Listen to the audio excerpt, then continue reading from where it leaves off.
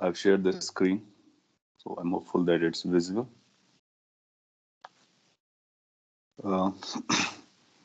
Just to recall कि क्या पढ़ रहे थे हम लोग, wave optics. In wave optics आपने पढ़ा कि लाइट का जो वेव नेचर होता है उसको कैसे रिप्रेजेंट करते हैं, उसके क्या क्या फीचर्स होते हैं, और कुछ कॉन्सेप्ट्स भी आपने लर्न किए, जैसे कि इंटरफेरेंस, डिफ्रैक्शन, सुपरपोजिशन। डिफ्रैक्शन अभी बाकी है। सुपरपोजिशन ऑफ 2 और मोर वेव्स आप बना लेते हो। Basically y is equal to y1 plus y2 होता है। अगर आप e लिखोगे तो e1 प्लस e2 होगा, और उसको फेजर या वेक्टर से बना करके सॉल्व कर लेते हैं। फिर interference of 2 waves. So again आपने उस पे इंटेंसिटी को देखा, I is equal to I1 plus I2 plus √2 times और 2 times √I1 I2 cos phi। यहाँ पर भी आपने कोहेरेंट नॉन कोहेरेंट सोर्सेज के बारे में लर्न किया। साथ ही साथ आपने एक और रिजल्ट निकाला कि जो फेज डिफरेंस होता है वो पाथ डिफरेंस से कैसे लिंक होता है। सो ये बेस कहानी है, और इसी को यूज करके आप डिफरेंट सेटअप पर इसको यूज कर सकते हो, इंटरफेरेंस को डिफरेंट सेटअप्स पे। एक जो इम्पोर्टेंट सेटअप है जिसके बारे में हम लोग कपल ऑफ लेक्चर्स में बात कर रहे हैं, YDSE, Young's double slit experiment. और यंग्स डबल स्लिट एक्सपेरिमेंट में एक लाइट रेस हम लोग 2 सोर्सेज को क्रिएट करते हैं, स्लिट्स को क्रिएट करते हैं। सो अगर उस सेटअप को मैं ड्रॉ भी करूं तो कुछ ऐसा दिखाया जा सकता है। बाय द टाइम आप यूज्ड टू हो गए होंगे, एक स्लिट यहाँ पर, एक स्लिट यहाँ पर दिखाना होता है। ये सिंपलीफाइड डायग्राम होता है, और लाइट रेस आपको यहाँ पर मिलेंगे। लेट्स से सिंपलिसिटी के लिए हम पैरेलल लाइट रेस हॉरिजॉन्टली लेकर के आ रहे हैं। सो ये जो सिंपल वाला केस है उसके रिजल्ट्स आपको याद रखने होते हैं। देन यू विल फाइंड कि लाइट रे यहाँ से पास करेगी किसी पॉइंट पर, स्क्रीन के बहुत सारे पॉइंट्स पर इंटरफेरेंस चल रहा होगा, बहुत सारे पॉइंट्स पर हो रहा होगा, और एक पॉइंट अगर आप कैच करते हैं जिसका नाम P है, जो कि वाई डिस्टेंस पर है रेफरेंस के लिए O पॉइंट से, सो वहां पर कितना इंटेंसिटी आएगा, यू नो अबाउट दैट। ये D डिस्टेंस है और ये स्मॉल d है। बाकी आपको याद भी रखना है कि स्मॉल d जितना छोटा होगा, it will B that good, उतना ही आपको बेटर रेजोल्यूशन मिलेगा, बेटर फ्रिंजेस मिलेंगे। सो पाथ डिफरेंस, इनफैक्ट आप पाओगे कि जितने भी सेटअप आपको आगे पढ़ेंगे हम लोग, या फिर मे बी कोई नया सेटअप दिया जाएगा, तो आपको बेसिकली ये पाथ डिफरेंस निकालना है ज्योमेट्रिकली। और इस केस में जो पाथ डिफरेंस आया था वो d sin थीटा आया था, टू बी प्रिसाइज। फिर इसका अप्रोक्सीमेटली वर्जन निकाला था, तो अप्रोक्सीमेटली वर्जन y dy आया था। सो हम लोग ये वाला केस यूज करके चलते हैं। एक बार अपने को पाथ डिफरेंस मिल गया, then you can go for the phase difference, then you can go for the intensity, that means brightness of the point P, and you have made formula कि इस पे स्क्रीन पर जो है अल्टरनेटिवली ब्राइट और dark fringe arrange होते हैं, equi spaced होते हैं, और उनके बीच के सेपरेशन को हम लोग फ्रिंज विड्थ कहते हैं। 2 सक्सेसिव मैक्सिमास हो या फिर 2 सक्सेसिव मिनिमास हो, उनके बीच का सेपरेशन कांस्टेंट रहता है। और वो फ्रिंज विड्थ जिसको बीटा या ओमेगा से लिख सकते हैं, तो उसकी वैल्यू रहती है कुछ लैम्डा d/d। तो ये नंबर भी हमारे लिए इम्पोर्टेंट है, और ये कैसे वेरी करता है, बहुत सारी बातें की थी। अच्छा, अभी तक जो हम लोगों ने यूज किया था that was monochromatic. That means single coloured light use की थी। मल्टी कलर्ड लाइट यूज करेंगे तो क्या होगा, तो फिर आपको हर एक कलर के लिए अलग अलग पढ़ना पड़ेगा। एक वेवलेंथ के लिए क्या मैक्सिमास मिनिमास का अरेंजमेंट होगा, जैसे रेड कलर है तो रेड कलर के अपने मैक्सिमास मिनिमास लेम्डा के अकॉर्डिंग डिसाइड हो रहे होंगे, ब्लू कलर के अपने लेम्डा के अकॉर्डिंग डिसाइड हो रहे होंगे, सबके अपने अलग के अकॉर्डिंग डिसाइड हो रहे होंगे।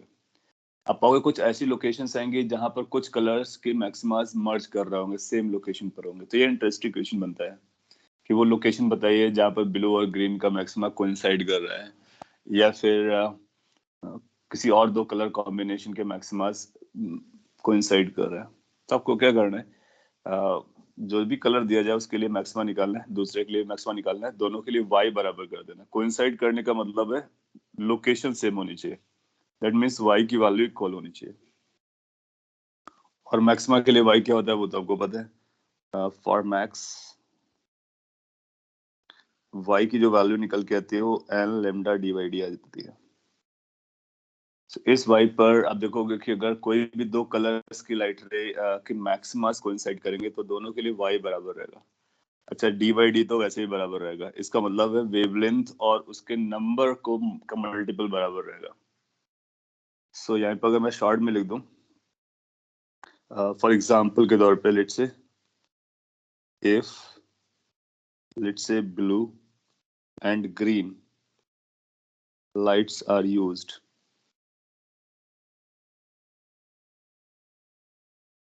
then their maximas will coincide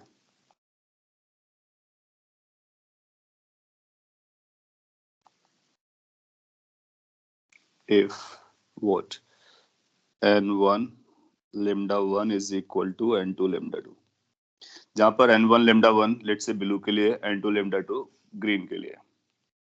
फिर कैसे आंसर दे सकते हो उसका? फिर आप देखोगे कि जो n1 बाई n2 आएगा वो बेसिकली lambda 2 बाई lambda 1 आ जाएगा। अब lambda 1 lambda 2 का रेशियो आपको पता रहा होगा, lambda 1 और lambda 2 का रेशियो आपको पता रहा होगा, या फिर बेसिकली लेमडास पता रहे होंगे, तो ये रेशियो निकल के आ जाएगा।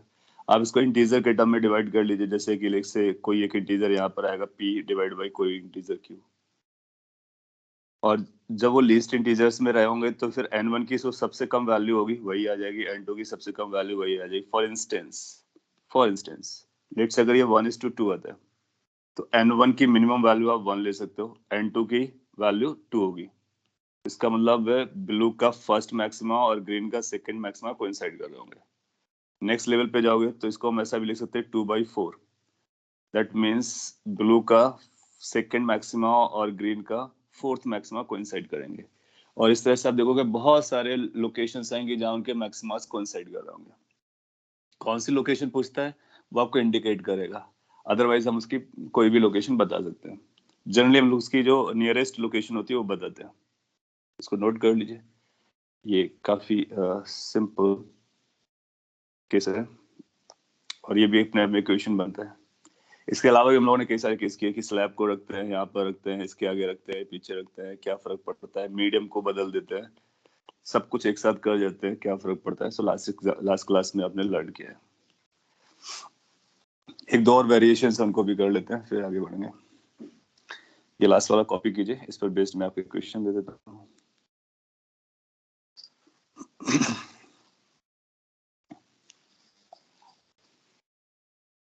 कॉपी कर लिया हो तो मैं एक छोटा सा एग्जांपल आपको देता हूँ न्यूमेरिकली और आप उसका आंसर निकालेंगे। लेट्स से ऐसा बोलते हैं कि if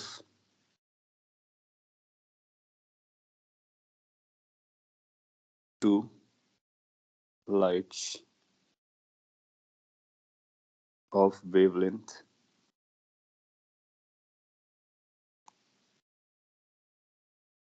400 nanometer and 500 nanometer are used in a YDSE। उस YDSE के बारे में पता है कि जो D की वैल्यू है, लेट्स से वो D की वैल्यू 1 mm है और कैपिटल D की वैल्यू 2 मीटर है। ये सेटअप के बारे में भी आपको पता है। Find the nearest location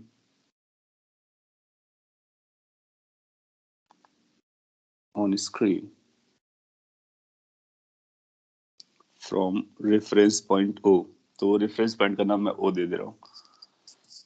On screen from reference point O where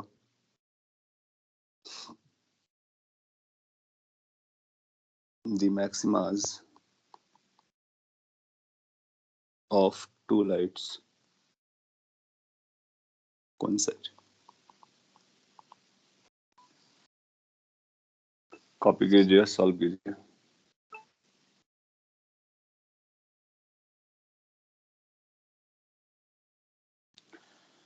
previous slide, हाँ क्विकली देख लीजिए, ये प्रीवियस स्लाइड है। अपने फर्दर कुछ लिखा है, when rays are inclined you said that say S2 will travel more distance but distance between S1 and S2 is very small. Okay इसके बारे में बात कर लेंगे, वो क्वेश्चन भी पिक कर लेंगे। ये प्रीवियस स्लाइड थी।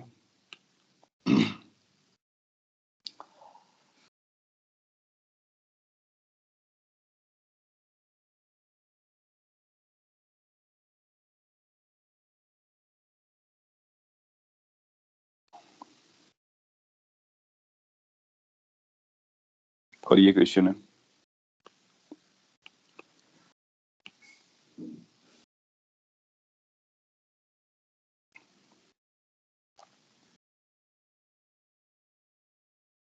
सभी लोग ट्राई करें, काफी हिंट दिया है मैंने, अब इसके बाद आप जरूर कर सकते हो। 4 mm एक आंसर आ रहा है।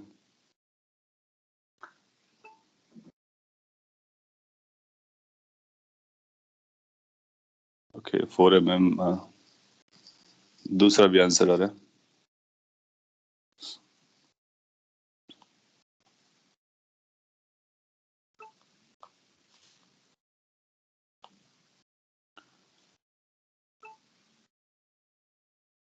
तो क्या सभी लोग इसका आंसर निकाल पा रहे हैं? अगर आपने प्रीवियस स्लाइड को सही से देखा है तो मैंने आपको उसका आइडिया पूरा दे दिया था और आप उसका आंसर बता सकते हो।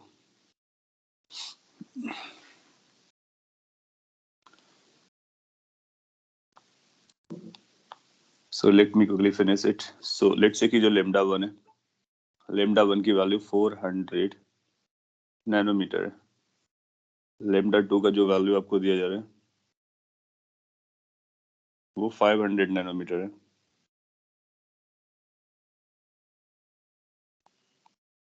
मैक्सिमास आइडेंटिकल लोकेशन पर है तो मैक्सिमास की कंडीशन बताएंगे। अगर बोला कि मिनिमास कौन साइड कर रहे हैं तो मिनिमास की कंडीशन बताएंगे। और हम लोग जानते हैं कि फॉर मैक्सिमा क्या होता है, फॉर मैक्सिमा y की जो वैल्यू होती है वो n लेमडा dy dy होती है। सो फर्स्ट के लिए और सेकंड के लिए y बराबर होना चाहिए, that's mean the coinciding point. So y1 must be equal to y2 which leads to n1 lambda 1 must be equal to n2 lambda 2। d और स्मॉल d सेम रहेंगे। So यहाँ से अपने को n1 upon n2 पता चल जाएगा। n1 upon n2 आएगा lambda 2 divided by lambda 1 which is going to be basically 500 divided by 400, basically 5 by 4। Since अपने को नियरेस्ट पता करना है, इसको n1 की लिस्ट वैल्यू चाहिए, n2 की लिस्ट वैल्यू चाहिए। n1 की जो लिस्ट वैल्यू आएगी वो 5 आएगी, देन n2 की वैल्यू भी फिक्स हो जाएगी, n2 की वैल्यू 4 आएगी। तो अब आइदर 4 यूज कर लो या 5 यूज कर लो। 4 यूज करना है that means fourth maxima second के लिए यूज करना है। 5 यूज करना है तो फिफ्थ मैक्सिमा फर्स्ट का। तो कई बार लैंग्वेज में पूछेगा कि कौन सा मैक्सिमा किसका कोइंसाइड कर रहा है, तो आप बोलोगे fifth of the first, fourth of the second, they coincide together. That means screen पर ये नंबर के मैक्सिमास सेम लोकेशन पे फॉर्म होते हैं। That's what the meaning is. फिर अपने को निकालना है y, तो आप y1 निकालो या y2 निकालो, बात ही की है। y1 की वैल्यू आएगी n1 lambda 1 d upon d। n1 की जगह आप 5 लिखेंगे और वेवलेंथ के प्लेस पर 400 नैनोमीटर है, so convert into metre. d की वैल्यू 2 मीटर दिया गया and this has been given as 1 mm। ये इतना मीटर आपका आंसर आ जाएगा। ये एक नंबर है जिसको आप सिंप्लीफाई कर सकते हो। ये 3 और 5 बेसिकली 4 बचाएगा और ये 40, so that's going to be 40 into 10 raised power minus 4 meter, which can be written as 4 into 10 raised power minus 3 meter, which can be simplified as 4 mm. Yes, correct. So 4 mm is absolutely correct answer. So अगर आप इस तरह question करने में comfortable हो जाते हैं तो एग्जाम में सिमिलर टाइप का क्वेश्चन आएगा, आपको उसका आंसर देना है। लेकिन वहां पर इंपॉर्टेंट रोल इस बात का होगा कि आपने कैलकुलेशन सही से किया है और ये सही से निकाला है या नहीं।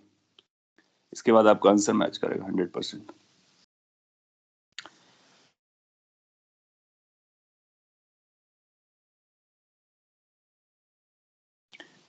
आगे बढ़ते हैं। लास्ट क्लास में एक एग्जांपल दिया था, शायद उसी के बारे में आपने डाउट पूछा है, उसको मैं फिर से एज एग्जांपल ट्रीट कर लेता हूँ। एक वेरिएशन है बेसिकली।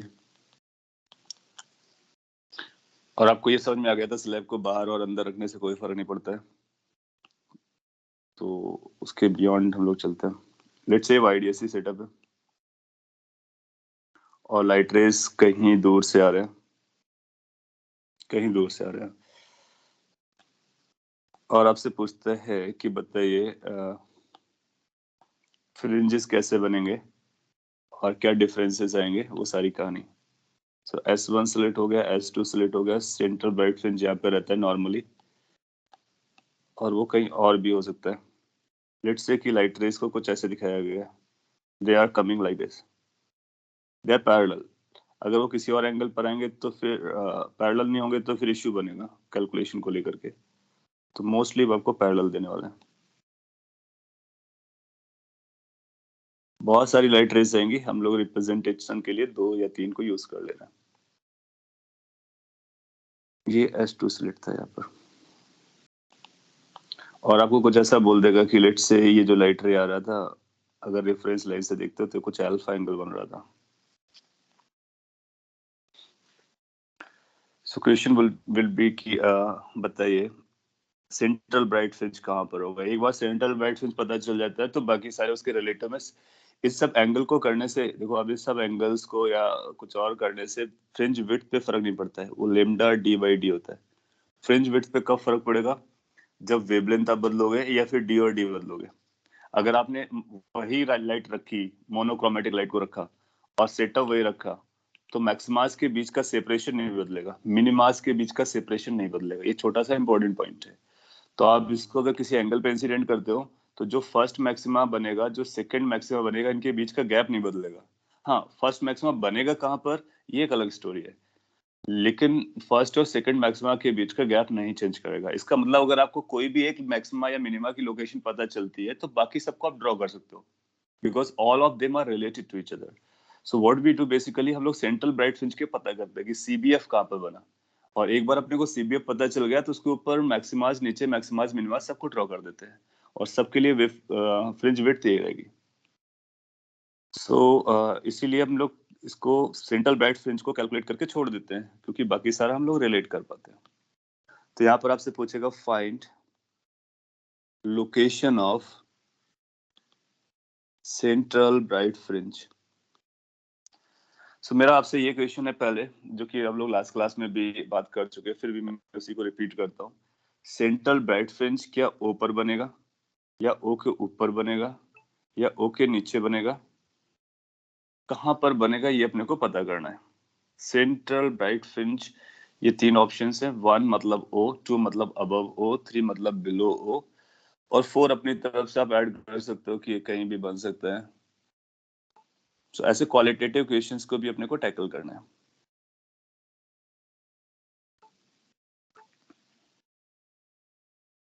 सो आप 2 बता रहे हो और बिलो ओ भी आप बता रहे हो, अबव ओ और बिलो। हाँ, सो ये पॉइंट अपने को समझना है कि कहाँ पर बनेगा।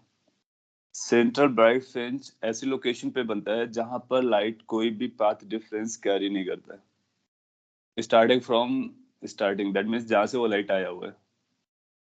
सो आप देखोगे कि अगर हमारा लाइट प्रॉपर आया होता तो हम ओ पर बनाते थे, लेकिन ओ पर हम तभी बनाते थे जब ये मेक श्योर करते थे कि S1 S2 में आने से पहले लाइट रेस बराबर चल के आई है। अब आप देखोगे अगर ये हॉरिजॉन्टली आया होता तो सबका बराबर डिस्प्लेसमेंट आया होता है या फिर डिस्टेंस आया होता है, क्योंकि यहाँ पर 90 रहता है, तो जितना ये चल के आया उतना ये चल के आया।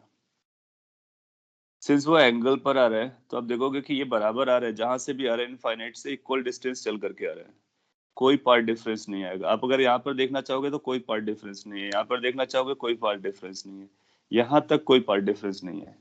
जो हमने लास्ट वाला जो ड्रॉ किया इसके बाद ये S2 में इंटर कर रहा है, लेकिन ये भी S1 में इंटर नहीं कर रहा है, इसको भी थोड़ा सा और चलना बाकी है, और ये जितना चलना बाकी है that is S1 is leading, that means S1 को ज्यादा चलना पड़ रहा है। सो वी विल से कि यहाँ से जो लाइट रे आ रहा है दैट लाइट रे हैज मोर पाथ। तो अगर ये ऑलरेडी ज्यादा पाथ चल गया है और हम ओ पर लेकर के आएंगे तो यहाँ पर बराबर बराबर हुआ, तो इसका मतलब इसका एक्स्ट्रा है, इसका मतलब यहाँ पर पाथ डिफरेंस है। सिंस यहाँ पर पाथ डिफरेंस है तो हमको कुछ ऐसी लोकेशन ढूंढनी पड़ेगी जहां पर इसने जो एक्स्ट्रा चला है S1 ने उसको कंपनसेट करना होगा, यानी अब हमको S2 को एक्स्ट्रा चलाना पड़ेगा। सो दैट कि दोनों का बराबर पाथ आ जाए। अगर हम नीचे आते हैं सपोज कर लीजिए 3 पर, तो उस पर देखोगे S1 को फिर से ज्यादा चलाना पड़ेगा। S1 का मतलब वो लाइट जो S1 से पास हो रही है, तो ये पाथ डिफरेंस को बढ़ाएगा, कम नहीं करेगा। हमको कम करके उसको 0 करना है, तो हमको कहीं ऊपर जाना पड़ेगा। अगर हम अप साइड जाते हैं तो अब S2 ज्यादा चल जाएगा, और इसका ज्यादा अगर मैच कर गया तो अपना काम हो गया। सो फिर आप बोलेंगे कि दोनों का पाथ डिफरेंस, दोनों के पाथ बराबर हो रहे हैं, इसका मतलब वो सेंट्रल ब्राइट फ्रिंज बनेगा। करेक्ट। ये लॉजिक है, ये इसका एक्सप्लेनेशन है। अगर आपको ये समझता है then it's done. What we can do then, आपको एक काम करना होगा, एक रेफरेंस लाइन चाहो तो ड्रॉ कर लो S2 से इस पर परपेंडिकुलर। ये लाइट अपने को लगेगी 90 डिग्री वाली, और इस ट्रायंगल को वॉच कर लेते हैं। इस ट्रायंगल में जो रेड कलर का मैंने ड्रॉ किया है, कैन बी से कि दिस इज द एक्स्ट्रा, और यही पाथ डिफरेंस को हमको कंपनसेट करना है। तो जितना ये अंदर एक्स्ट्रा, बाहर एक्स्ट्रा आ रहा है, उतना हम अंदर उसको एक्स्ट्रा चला देंगे।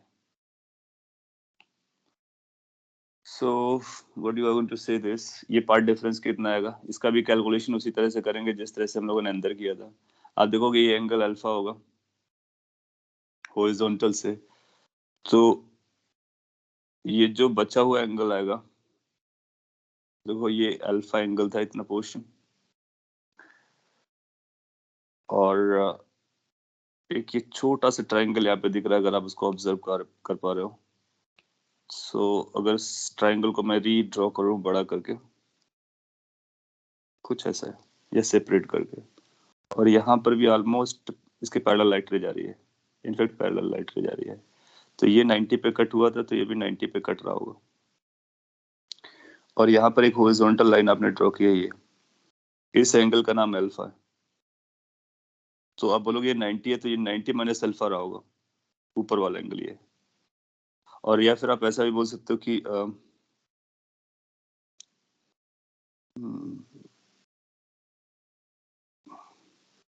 ये आप कुछ ऐसा रिलेट करके अब ऐसा बोल सकते हैं कि क्या ये एंगल अल्फा गिरेगा जा करके। मैंने डायरेक्टली बोल दिया उसको, अब दूसरे तरह से भी बोल लेते हैं कि इसको अल्फा बोलने के लिए आप देखोगे कि अगर ये लाइट रेस हमारी हॉरिजॉन्टल की तरफ उठती है, तो क्या ये डिस्टेंस हमारी 0 हो जाएगी, तो फिर क्या ये एंगल अल्फा हो जाएगा। मूवमेंट से भी रीड कर सकते हैं, तो ये एंगल अपने के लिए अल्फा गिरेगा जाकर के, जैसे कि हम लोगों ने अंदर भी किया था, अगर आपको याद हो। सो यू विल फाइंड कि अगर ये एंगल अल्फा गिरता है, तो ये डिस्टेंस कितनी जाने वाली है, ये वाली डिस्टेंस। और आपको पता है कि ये जो डिस्टेंस है ये d है। अगर ये टोटल डिस्टेंस d है, तो ये इसका परपेंडिकुलर आएगा, d साइन अल्फा आएगा। सो ये जो d साइन अल्फा आ रहा है, वो अपने को एक्स्ट्रा पाथ डिफरेंस आ गया, तो इसको भी आप याद रख सकते हो। जैसे वहां पे d साइन थीटा आया था, यहाँ पे d साइन अल्फा आएगा। अगर हम यहाँ पे थीटा एंगल पर जाते हैं, तो पाथ डिफरेंस अपने को कितना मिलता है, वो हम लोग डायरेक्टली ये बोल सकते थे। थीटा एंगल पर जाते हैं तो path difference d sine theta आता है। तो अगर ये अल्फा एंगल पर आएगा तो कितना आएगा, d साइन अल्फा आएगा। सो आप बोलोगे कि जो पाथ डिफरेंस आ रहा है वो d साइन अल्फा के बराबर आ रहा है। And once you remember this, इसके बाद अपना काम हो जाएगा। अगर ये पाथ डिफरेंस आ रहा है, तो अंदर भी हम इतना ही पाथ डिफरेंस लेके जाएंगे, तो इसके पाथ डिफरेंस के बराबर कितना y जाने वाला है, इसको हम y से रिलेट कर देंगे, तो y की जो वैल्यू आएगी ये इससे रिलेट कर देंगे। then this will be y is going to be d sin alpha, capital D divided by small d. So ultimately आ जाएगा y is equal to d sin alpha. So this d sin alpha is going to be the case, या फिर ये situation बनेगी जिस situation जिसके बराबर ये path difference carry, ये शिफ्ट हो जाएगा ऐसा बोलेंगे।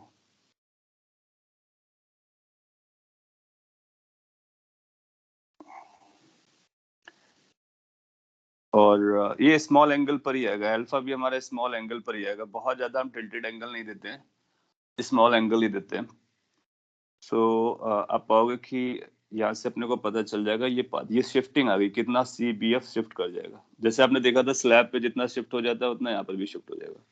तो सेंट्रल ब्राइट फ्रिंज आपको ऊपर चला गया और ये वाई डिस्टेंस आपको पता चल गया, या फिर इसको वाई नॉट नाम दे दो। तो ये जो वाई नॉट डिस्टेंस है वो अपने को पता चल गया। एक बार आपको CBF मिल गया, बाकी सारी लोकेशंस आपको मिल जाएंगे। कॉपी कर लीजिए।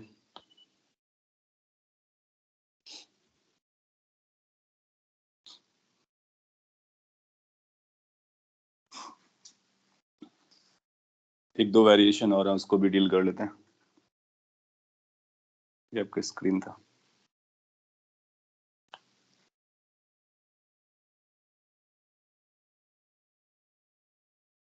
तो ये जो पाथ डिफरेंस है बाहर भी निकाला जा सकता है, और अंदर के लिए तो हम लोग जानते हैं कैसे निकालना होता है। अगर आपको और भी कॉम्प्लिकेटेड करना चाहे, आप देखो कितना कॉम्प्लिकेटेड सिचुएशन हो जाएगी अगर उसने ऐसा बोल दिया तो, कि लेट्स से कि उसने बोला कि सोर्स हमारा फाइनाइट डिस्टेंस पर है, यहाँ पर कहीं रखा हुआ है। तो आपको क्या करना होगा, यहाँ से यहाँ तक की लाइट रे ड्रॉ करनी होगी, यहाँ से यहाँ तक की लाइट रे ड्रॉ करनी होगी, फिर इनका पाथ डिफरेंस निकालना पड़ेगा ना। ये पैरेलल नहीं है, तो सिंस ये पैरेलल नहीं है तो इस पर भी आपको फिर कुछ अप्रोक्सीमेशन या ट्रायंगल या ज्योमेट्री लगानी पड़ेगी, और फिर आपको किसी और पॉइंट पे लेकर के जाना पड़ेगा इंटरफेरेंस के लिए। आपको यहाँ पर भी ज्योमेट्री लगानी है, यहाँ पर भी ज्योमेट्री लगानी है। अंदर का क्या केस है वो हम लोग डायरेक्टली वाई के टर्म में रिलेट कर चुके हैं। वाई इस साइड को अपने को समझना पड़ेगा, बट मोस्टली आपको इसी लेवल तक का देता है। एनीवे आगे बढ़ते हैं। सपोज कर लीजिए कि आपको दो वेवलेंथ ना देकर के उसने व्हाइट लाइट को इंट्रोड्यूस किया होता है, व्हाइट लाइट को। तो क्या होता है, एक रफ आइडिया दे देते हैं। If white light is used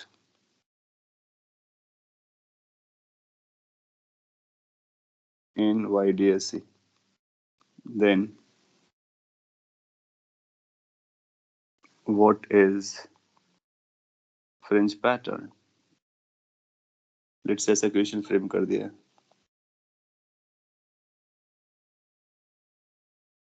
या what differences are there in the fringe pattern अगर आपने white light को यूज किया है।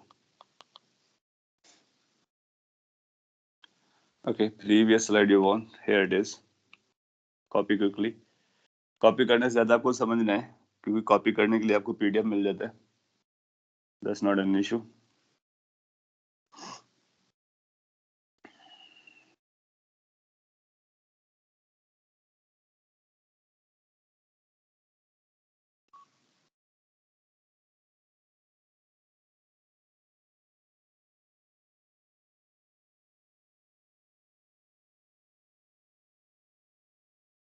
कॉपी हो गया होगा।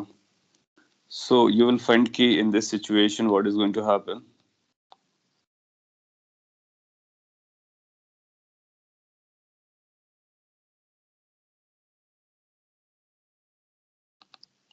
आप एक कलर के लिए जानते हैं, और व्हाइट लाइट में बहुत सारे कलर होते हैं।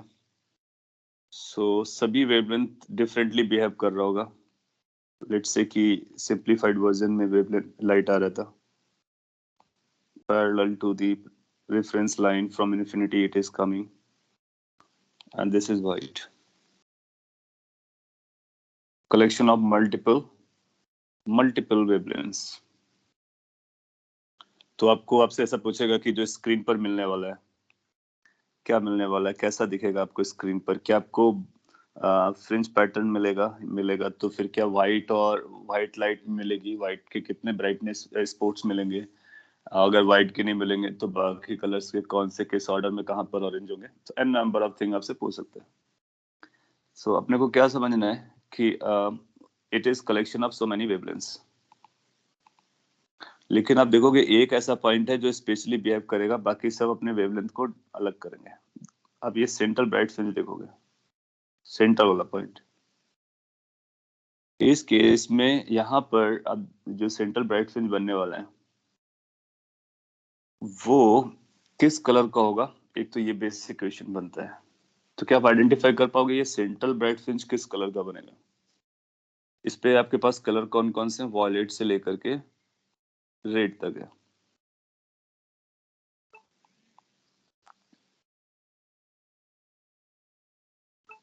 सो सेंट्रल ब्राइट फ्रिंज जो ओ पर बनेगा, वहां पर आपको ये देखना होगा what are the wavelength that are present at that location. कौन कौन से कलर्ड की लाइट वहां पे प्रेजेंट है। अगर सभी कलर्ड की लाइट वहां पे प्रेजेंट है देन यूल फाइंड कि व्हाइट हो जाएगा। अगर कोई मिसिंग है तो फिर उसका डिफरेंस आएगा। ठीक है, सो यू विल फाइंड कि यहाँ पर ये वेवलेंथ की हमको जरूरत नहीं पड़ती क्योंकि ये सीबीएफ है। सीबीएफ के लिए हम लोग लिखते थे क्या, y की value which is n lambda D by d is equal to 0। तो उसमें हमारा n 0 हो जाता है, और n 0 हो गया तो नंबर 0 हो जाता है। तो फिर लेमडा 1 हो, 2 हो, 3 हो, 4 हो, कुछ भी हो, कोई फर्क नहीं पड़ता। इसका मतलब हुआ कि सीबीएफ में n 0 रहता है, इसलिए y की वैल्यू लेमडा की वैल्यू मैटर नहीं करती है। That means all wavelength will be present at O। तो यहाँ से हम ये कंक्लूड कर सकते हैं all wavelengths will be there present at O। इसलिए कैसा बनेगा, ये व्हाइट आएगा, व्हाइट मैक्सिमा। इसके अलावा कोई और भी पॉइंट, कोई और पॉइंट पकड़ोगे आप तो आप देखोगे कि किसी और पॉइंट पर अगर मैक्सिमा हो रहा है किसी एक कलर का, तो बाकी कलर का कोई ऐसा नहीं कि सारे कलर वहां पे एक साथ आ पाएंगे। क्यों? क्योंकि सबकी वेवलेंथ अलग अलग होती है और यहाँ पे बहुत सारे कलर्स हैं, तो सभी के मैक्सिमा कोइंसाइड करें ऐसा पॉसिबल नहीं हो पाएगा, या लीस्ट लाइकली है, ये आप बोल सकते हो। सो फिर आप देखोगे फिर अपना वॉयलेट का मैक्सिमा अलग होगा, इंडिगो का मैक्सिमा अलग होगा, रेड का मैक्सिमा अलग होगा, सबके अपने अलग अलग पैटर्न्स होंगे। और फिर अगर किसी, हाँ, ऐसा हो सकता है कि सिंस बहुत पास पास होते हैं ये मैक्सिमाज मिनिमाज, तो कुछ कलर्स के आपस में कोइंसाइड कर सकते हैं। तो अगर आपसे पूछता है किसका कौन सा कोइंसाइड कर रहा है, तो जो हम लोगों ने पढ़ा ये कंडीशन कोइंसाइडिंग वाली, इसको यूज कर लेंगे। दो के लिए होगा तो ये यूज कर लेंगे, और अगर थ्री के लिए भी होगा तो दो दो करके कॉम्बिनेशन में यूज कर सकते हैं और उनकी लोकेशंस बता सकते हैं। तो पॉइंट है कि बाकी मैक्सिमास और मिनिमास जो है अलग अलग कलर्स के बनेंगे, और जो अलग अलग कलर्स होंगे कौन कहाँ लोकेटेड होगा उसकी वेवलेंथ को यूज करके हम बता सकते हैं। तो इस लाइक कि हमारे पास एक फ्रिंज पैटर्न था, उसके ऊपर दूसरा रखा गया, तीसरा रखा गया, सब रखे गए, और आप देखोगे सेंट्रल ब्राइट फ्रिंज है जो कि इंपॉर्टेंट रहता है, ये व्हाइट रह जाएगा।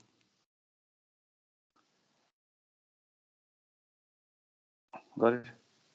आपने लिखा है कुछ कि हम लोग YDSE में मोनोक्रोमेटिक यूज करते हैं। मोनोक्रोमेटिक लाइट यूज करके हमने पढ़ा कि किस तरह से हमारे फ्रिंज पैटर्न आते हैं। अगर हम मल्टीपल कलर्ड को यूज करेंगे तो सभी कलर अपना अपना पैटर्न बना रहे होंगे, और वो अपना अपना पैटर्न एक दूसरे पर ओवरलैप कर रहा होगा। जैसे कि सपोज कर लिए व्हाइट पेपर में आपने कुछ पेंटिंग बनाया, तो एक अच्छे से पेंटिंग बन गया, आप उसी पर दूसरा पेंटिंग बनाना स्टार्ट करते हो एज एज्यूमिंग कि वो व्हाइट था। सो सुपर पोजिशन हो जाएगा। तो कुछ चीजें ओवरलैप करेंगे, कुछ मैक्सिमाज ओवरलैप करेंगे, कुछ मिनिमाज ओवरलैप करेंगे, कुछ अलग अलग लोकेशन पे बनेंगे। ऐसा हो सकता है कि ब्लू का जहाँ पर मिनिमा हो वहां पर ग्रीन का मैक्सिमा आ जाए, तो वहां पर ग्रीन स्पॉट नजर आएगा, ब्लू नजर नहीं आएगा क्योंकि ब्लू की डार्क ब्राइटनेस 0 थी। सो एक कॉम्प्लेक्स टाइप की स्टोरी मिलने वाली है, बट वो पॉइंट पर आपको व्हाइट मिलने वाला है, ये बता सकते हो। तो मोनोक्रोमेटिक जो हम लोगों ने था स्टडी किया था वो बेसिक लेवल पे समझने के लिए था। उसके बाद अपने अलग अलग कलर्स को यूज कर सकते हैं। व्हाइट लाइट यूज करना मतलब कॉम्प्लिकेटेड टाइप की पिक्चर आपको मिलेगी, और उसको भी पढ़ा जा सकता है। सो YDSE को आपने डिटेल में देखा, आइडिया वही है, दो सोर्स होने चाहिए, कोहेरेंट सोर्स होने चाहिए, और उन कोहेरेंट सोर्सेस से लाइट किसी स्क्रीन पर सुपरपोज होना चाहिए। इंटरफेरेंस, तो उसके लिए अपने को path difference, phase difference, then intensity. Intensity can vary from its minimum value to maximum value. Identical sources होंगे तो 0 ब्राइटनेस से लेकर के 4I0 ब्राइटनेस तक जाती है। इसी से मिलते जुलते कुछ और भी सेटअप रेडी किए गए हैं, वो भी आपके लिए इम्पोर्टेंट है, तो उनके बारे में बात कर लेते हैं। जैसे कि नेक्स्ट है फ्रेसनेल्स बाइप्रिज्म।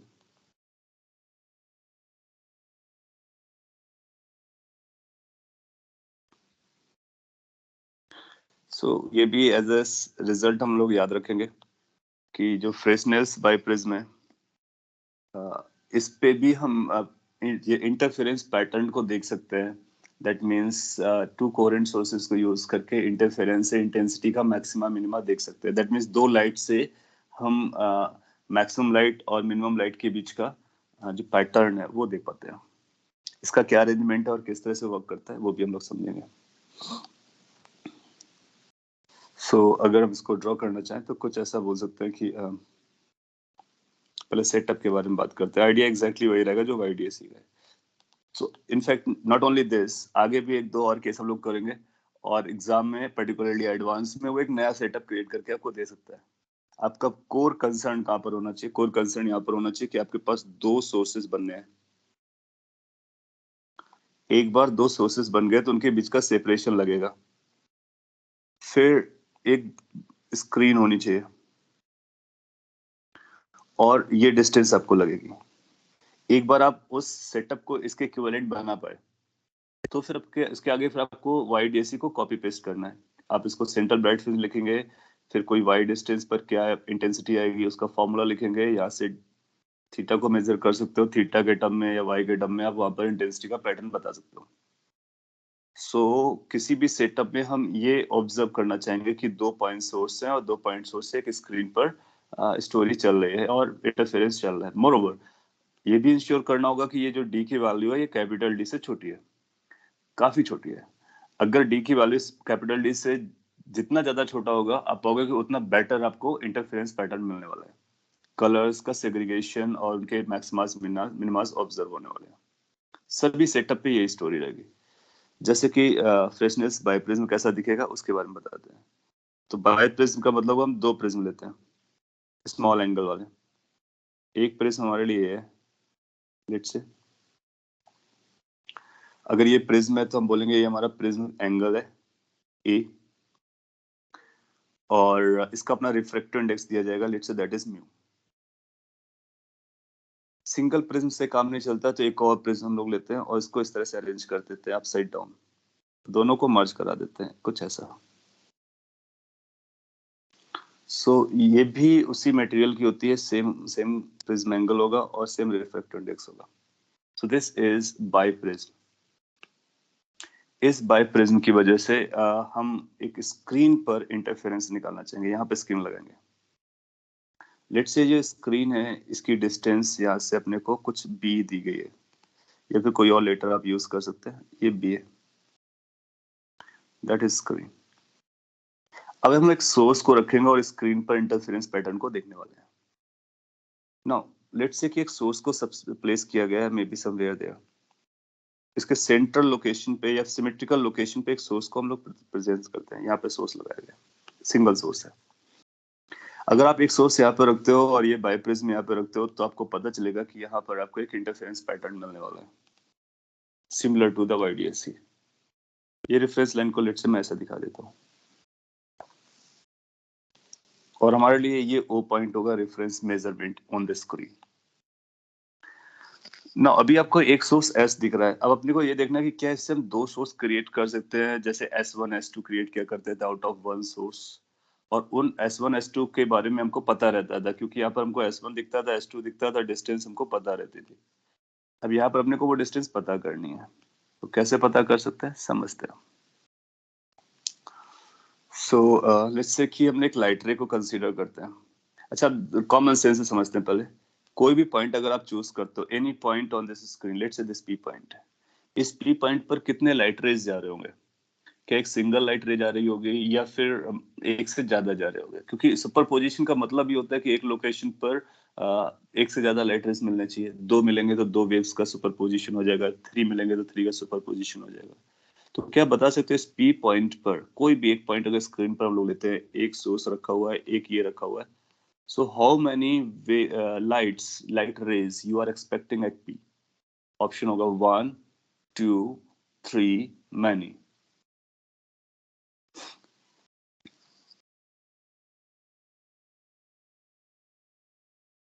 ये रे ऑप्टिक्स जैसा हो गया कि आपके पास एक मीडियम था और आपके पास एक सोर्स था। So how many light rays you can expect at P on the screen?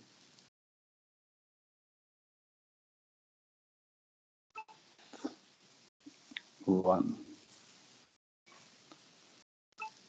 2। Okay, पहला तो अपने को ये बेसिक चीज समझनी होगी कि वहां पे कितने लाइट रेज जा रहे हैं। और अगर हम लाइट रेज को समझ पाते हैं तभी हम आंसर कर पाएंगे। अच्छा देखो, सपोज कर लीजिए यहाँ पे 1 जा रहा होता, एक ही लाइट रे आता, कहाँ से आता अपने को नहीं पता। तो अगर एक लाइट रे आता तो आप पाओगे कि सुपरपोजिशन हो नहीं सकता, क्योंकि सुपरपोजिशन होने के लिए कम से कम 2 लाइट रेस लगती है, और हम लोग वाई सुपरपोजिशन पढ़ रहे हैं तो इसका मतलब एक से ज्यादा आ रही होगी। हाँ, सपोज कर लो ये आपके पास बायोप्रिज्म नहीं होता, बायोप्रिज्म नहीं होता, तो सोर्स से एक लाइट रे यहाँ तक पहुंचती, क्योंकि वो स्ट्रेट लाइन पे चलती वहां पहुंच जाती। दूसरा कोई और लाइट रे लेते तो पी पर नहीं जाती, पी के बगल से गुजर जाती है, कहीं और जाता। सपोज कर लिया आपने बायोप्रिज्म नहीं लिया होता, सिंगल प्रिज्म लिया होता, तो सिंगल प्रिज्म लेते तो एक लाइट रे जाती जो कि रिफ्रैक्ट होकर के निकलती, कहीं से भी निकलती, लेकिन एक ही जाती। बायोप्रिज्म लेने से हमने को 2 मिलने वाली हैं, एक ऊपर वाली प्रिज्म से जाएगी और एक यहाँ से बेंड होकर के जा सकती है। क्योंकि आप जानते हो यहाँ पर रिफ्रैक्शन चलेगा, रिफ्रैक्शन में डेविएशंस आते हैं, प्रिज्म में आपने देखा था, तो डेविएशन हर तरफ को कवर करेगा, तो कोई ना कोई लाइट रे इधर जा रही होगी जो पी पर मिलेगी, और कोई ना कोई लाइट रे यहाँ से डेविएट होकर के जाएगी जो पी पर मिलेगी, तो पी पर आपको 2 लाइट रेज मिलने वाली है। तो हम एक को बोलेंगे y1, एक को बोलेंगे y2, फिर इन दोनों का सुपर पोजिशन, उसकी वजह से इंटेंसिटी। नाउ आप देखो ये कितना कॉम्प्लिकेटेड गिरेगा कि पी पॉइंट पर अपने को 2 लाइट रेज मिले, उनका पाथ डिफरेंस पकड़ना होगा। तो इसका पाथ मेजर करेंगे, ये स्ट्रेट नहीं जाएगी, ये भी बेंड हुई होगी, तो इसका पाथ डिफरेंस, टोटल लेंथ पता करना पड़ेगा, इसका भी टोटल लेंथ पता करना पड़ेगा। लेकिन यहाँ पे लेंथ पता करना थोड़ा सा चैलेंजिंग है, क्यों? यहाँ से यहाँ तक का तो पता कर सकते हो, उसके बाद फिर उसका बेंडिंग लगाना पड़ेगा, इसको भी पता कर सकते हो, उसका भी बेंडिंग लगाना पड़ेगा, फिर ज्योमेट्री लगानी पड़ेगी, फिर दोनों लेंथ को सब्ट्रैक्ट करना पड़ेगा। जब सब्ट्रैक्ट करेंगे तो डेल्टा एक्स मिल जाएगा, एक बार डेल्टा एक्स मिल गया तो फाइव मिल जाएगा, फाइव मिल गया तो इंटेंसिटी मिल जाएगी, तो पता चल जाएगा पी पॉइंट पर कितना ब्राइटनेस आ रहा है। अब इस कॉम्प्लिकेटेड स्टोरी को सिंप्लीफाई कैसे कर सकते हैं, वो अपने को देखना है। वही YDSE अपने को हेल्प कर रहा है, सेटअप बेसिकली YDSE का। So answer is going to be 2 light rays will reach at P.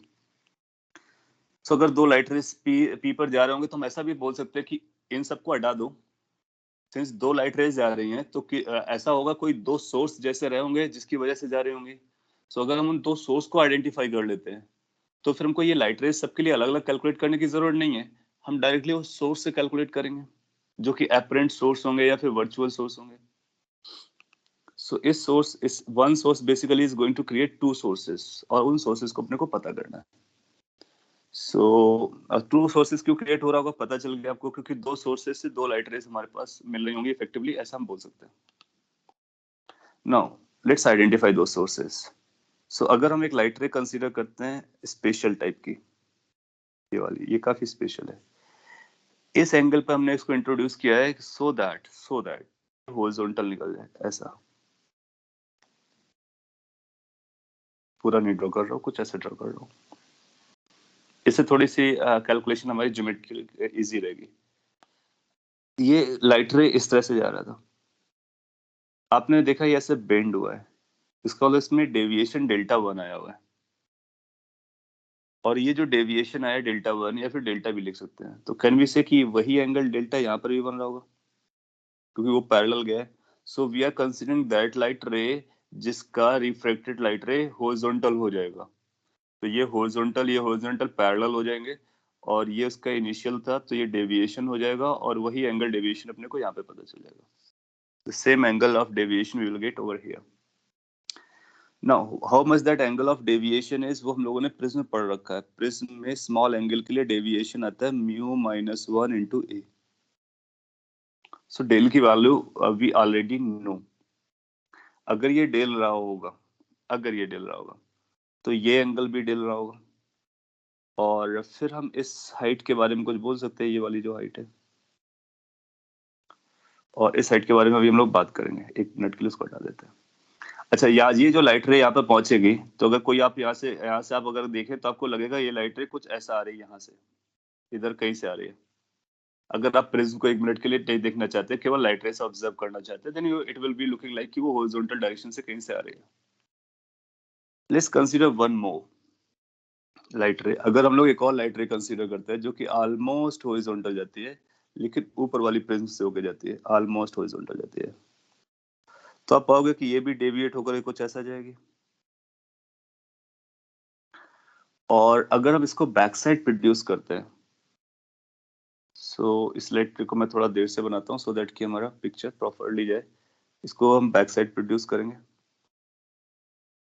And once we are producing back side तो हमको ऐसा लगेगा कि सोर्स जो अपरेंट वाला हमने बनाना है वो इसी लाइन पे कहीं लाई करना चाहिए। फिर आप इस डेविएशन वाली लाइन को बनाएंगे तो इस डेविएशन वाली लाइन कुछ ऐसे जाती हुई नजर आएगी। ये इनको बैक साइड जब आप प्रोड्यूस करोगे देन यू विल फाइंड कि यहाँ पर एक इंटरसेक्शन पॉइंट मिलेगा, और ये इंटरसेक्शन जो पॉइंट आएगा वो जस्ट अबव एस आएगा, और let's call it as S1। इसका मतलब ये सोर्स लगेगा। अगर आप प्रिज्म के राइट साइड है तो आपको लगेगा ये लाइट रे यहाँ से आ रही है और ये लाइट रे यहाँ से आ रही है, इसका मतलब सारी लाइट रेज आपको ऐसी जाती हुई नजर आएंगी प्रिज्म को बाईपास करके। ऐसा जाएगा, ऐसा जाएगा, ऐसा लगेगा कि this is a point source from where all the light rays are coming. So prism का इफेक्टिव सोर्स जो था वो अपने को पता चल गया। जैसा कि अपसाइड हो रहा है एग्जैक्टली सेम वे पे डाउन साइड भी हो रहा होगा, एग्जैक्टली सेम वे पे डाउन साइड हो रहा होगा। सिंस एग्जैक्टली सेम वे पे डाउन साइड हो रहा होगा तो मैं इसको कॉपी पेस्ट कर देता हूँ।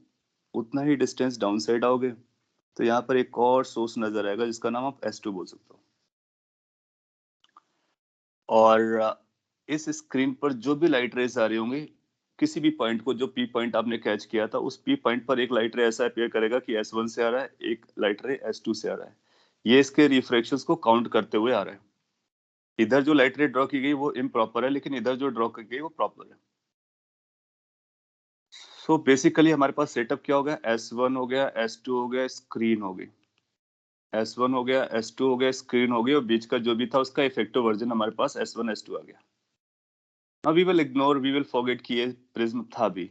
We will focus S1, S2 and screen, and we will then draw maximas, minimas, whatever on the screen. Now अभी आपको कुछ और बात पता होगी, आपको ये भी बताया जाएगा कि सोर्स आपको कितना दूरी पे रखना था प्रिज्म से, तो ये भी डिस्टेंस अपने को पता होगी। So we will know A, we will know B. अगर अपने को A और B पता चल गया तो क्या हम उसको D कह सकते हैं YDSE के अकॉर्डिंग, ये जो हमारा D हुआ करता था सोर्सेस के बीच, सोर्सेस और स्क्रीन के बीच का, तो आपको D की वैल्यू मिल जाएगी A+B। अच्छी बात है। फिर अपने को एक स्मॉल D लगेगा। स्मॉल D का मतलब सोर्सेस के बीच का सेपरेशन। अब इसको अपने को कैलकुलेट करना, अगर इसको हम लोगों ने कैलकुलेट कर लिया अपनी स्टोरी कंप्लीट हो जाएगी। फिर आप बोलोगे कि ये जो D है इस डिस्टेंस को अगर ध्यान से ऑब्जर्व करोगे, ये जो डिस्टेंस आएगी वो D/2 के बराबर आएगी, हाफ है। और कैन वी से कि ये इस वाले ट्राइंगल में अगर आप राइट एंगल को यूज करते हो सो वी कैन राइट कि जो 10 डेल्टा होगा उसकी value D/2 divide by A आएगी। अब देखोगे कि D हमारा बहुत छोटा होता है और A और B बड़े नंबर है, तो ये एंगल अल्फा हमारा बहुत छोटा रहेगा। वैसे भी आ जाते स्मॉल एंगल डेविएशन है तो इसको रफली हम डेल लिख सकते हैं।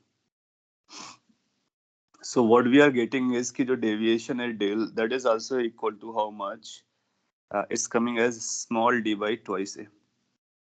अभी हमने को स्मॉल d निकालना था, इससे अपने को ये पता चला कि स्मॉल d की जो वैल्यू आने वाली है that is equal to twice A del, and we know कि how much this del is in case of thin prism. So d की जो वैल्यू अपने पास आ रही है twice A μ-1 into A। Now you just remember this numbers, और या उनका डेरिवेशन दोनों, तो अपना काम हो गया। स्मॉल d मिल गया, यस। कैपिटल D मिल गया, यस।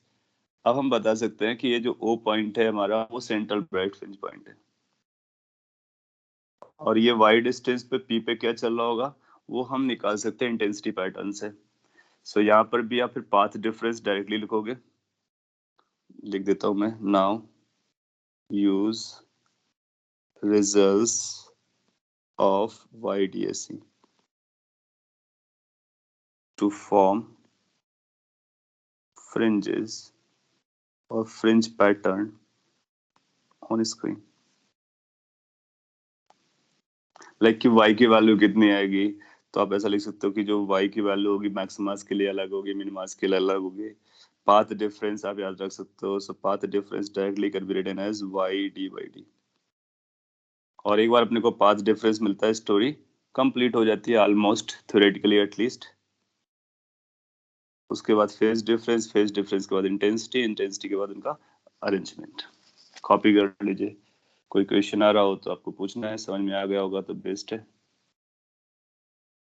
और यही अपना पर्पस है। तो एग्जाम में वो फ्रेसनेल बाइप्रिज्म करके देगा, तो अपने को स्मॉल डी पकड़ना होगा, जो कि स्मॉल डी निकल के आ जाएगा। कैसे निकल के आएगा? उसमें क्या इन्वॉल्व है? ए, जो कि हमको पता है, म्यू और A capital A that is also known, small a small b that is also known.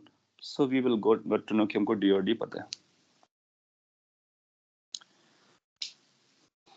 आपने पूछा S1 will always be above S।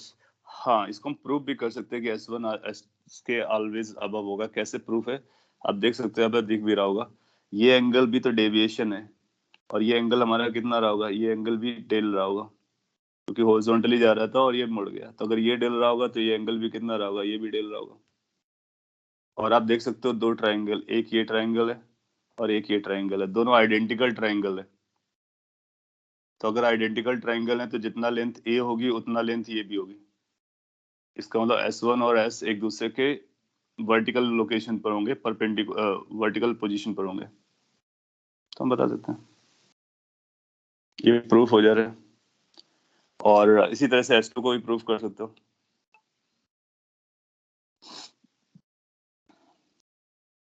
तो आपको समझ में आ गया होगा कि S1 S2 S के लाइन पे क्यों लाई करेंगे। और दो सिमिलर आइडेंटिकल ट्राइंगल आपको मिल गए। फिर आपने लिखा but will there be only one ray at some place due to TIR। तो जहां पर एक रे होगी, एज्यूमिंग कि अगर TIR वगैरह कुछ होता भी है, तो जहां पर एक रे होगी वहां पर लाइट, वहां पर वो फ्रिंज नहीं बनेगा, वहां पर पैटर्न नहीं बनेगा, वहां पर इंटरफेरेंस नहीं होगा। इंटरफेरेंस वहीं बनेगा जहां दो लाइट रेज जा रही होंगी। और आप पाओगे स्क्रीन के काफी पॉइंट पर दो लाइट रेज जा रही होंगी। TIR तो तब होता है जब हम लोग डेंसर मीडियम से रेयरर मीडियम में जाते हैं, और वो डिपेंड करेगा म्यू और इन सब की वैल्यूज को लेकर के। लेकिन जहां पर फ्रिंज पैटर्न बनेगा वो तो हम बता सकते हैं ना इस सारे आइडिया से।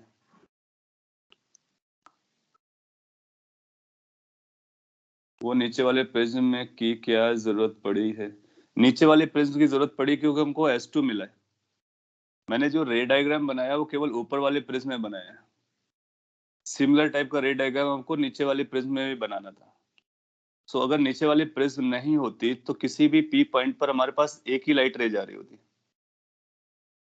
सो अगर नीचे वाला प्रिज्म नहीं होता तो किसी भी P पॉइंट पर एक ही लाइट रे जा रहा होता, और एक लाइट रे से अपने को इंटरफेरेंस नहीं मिलता है, सुपरपोजिशन नहीं होता है। आपको दो चाहिए थे।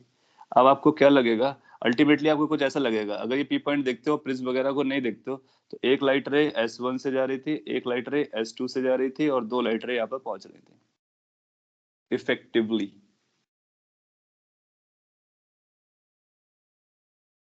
सो S2 सेकेंड प्रिज्म की वजह से आया, गुड। और S1 फर्स्ट प्रिज्म की वजह से आया। तो एक सोर्स, अब हमको ये सोर्स मतलब नहीं है, इसके इक्विवेलेंट दो सोर्स हो गए, S1 और S2।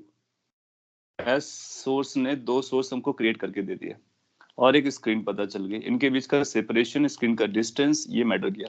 बीच का अरेंजमेंट केवल ये YDSE जैसा सेटअप क्रिएट करने के लिए था। यहाँ पर भी आप बोलेंगे इक्वी स्पेस्ड मिलेंगे आपको मैक्सिमास मिनिमास, उनकी इंटेंसिटी सेम, सारे मैक्सिमास की इंटेंसिटी सेम रहेगी 4I0 के बराबर। वो सारी कहानी जो YDSE की थी सारी यहाँ पर लगाई जा सकती है। अभी एक और एग्जांपल है, उस पर भी देखेंगे कि हम सिमिलर टाइप का सेटअप बनाते हैं, और वहां पर भी हम पैटर्न हमको मिलता है। ये रिजल्ट्स याद रख लीजिए, एक दो बार प्रैक्टिस करेंगे तो चलेगा। कोई और पॉइंट इसमें बताना हो तो बोल सकते हो, अदरवाइज एक दूसरा केस दिखाते हैं आपको, जो कि कॉमनली एग्जाम में रख देता है। और अगर कोई भी नया सेटअप बनाएगा तो हम कोशिश करेंगे कि दो सोर्स मिले, स्क्रीन मिले, उनके बीच का डिस्टेंस मिले, सोर्सेस के बीच का डिस्टेंस मिले, स्मॉल डी छोटा होना चाहिए। आप देखो यहाँ पर जस्टिफाई भी हो रहा है स्मॉल डी छोटा है, क्योंकि स्मॉल डी डेल पे डिपेंड कर रहा है, डेल छोटा होता है। और कैपिटल डी बड़ा होगा क्योंकि ये डिस्टेंसेस हैं, और हम बड़ी बड़ी डिस्टेंसेस पे रख सकते हैं, लार्ज डिस्टेंसेस पर। समझ में आ गया होगा। दूसरा है लॉर्ड्स मिरर।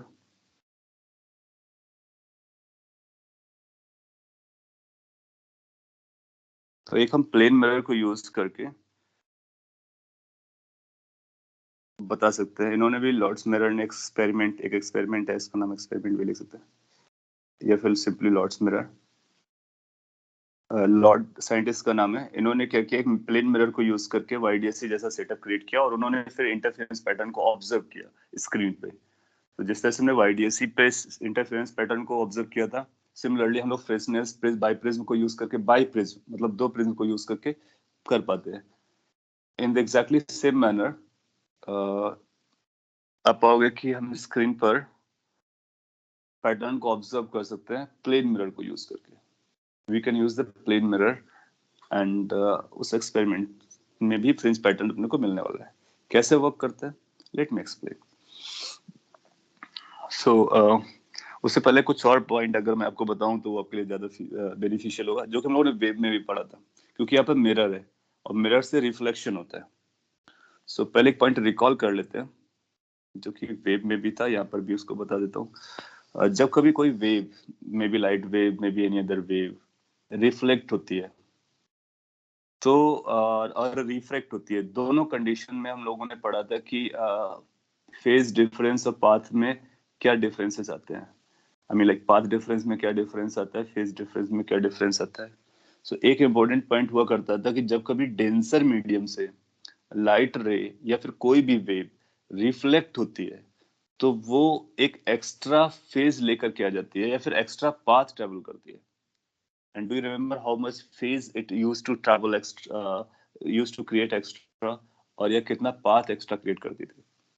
सो वो एक बहुत इंपॉर्टेंट पॉइंट है और कई बार एग्जाम में उसको यूज करा लेता है, तो मैं उसको लिख देता हूँ यहाँ पे फिर शॉर्ट में। जनरल टर्म में when a wave is reflected from denser medium,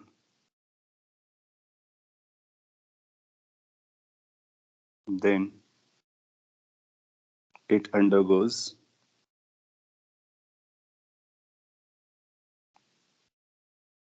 extra phase of pi or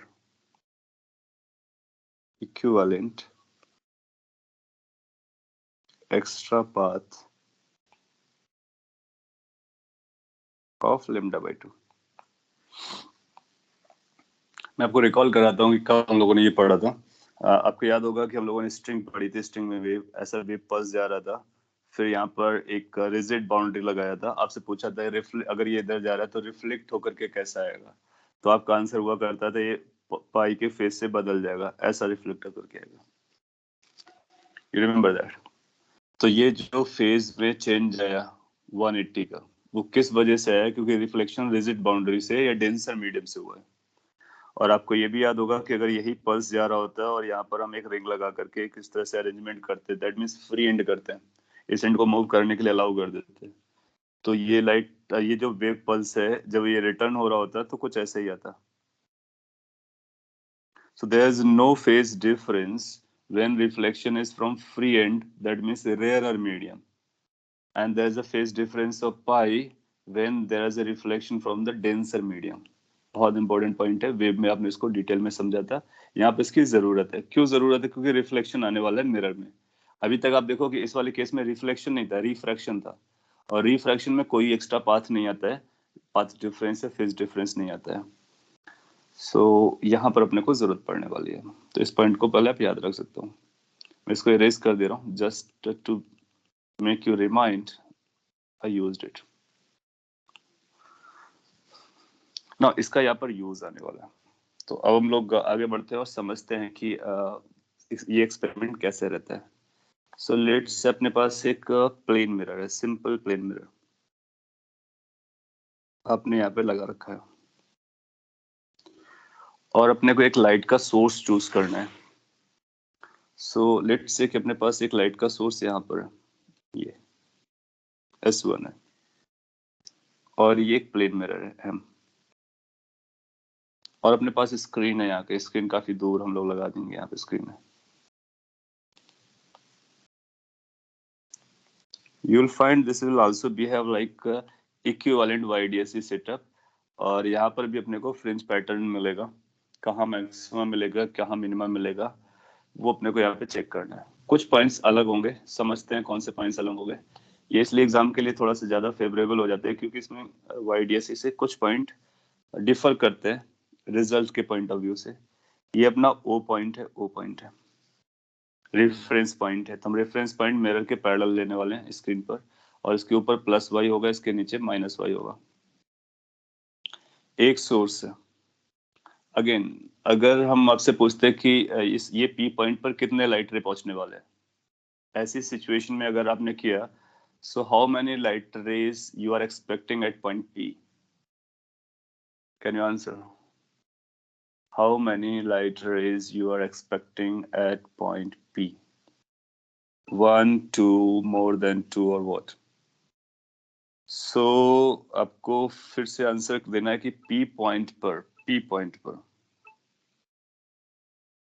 अच्छा, ये मिरर की लेंथ का अगर कुछ आ रहा है तो आप मिरर आप खूब लेंथ का ले सकते हो, मतलब जहां तक चाहो वहां तक ले सकते हो। मैंने छोटा सा बनाया है।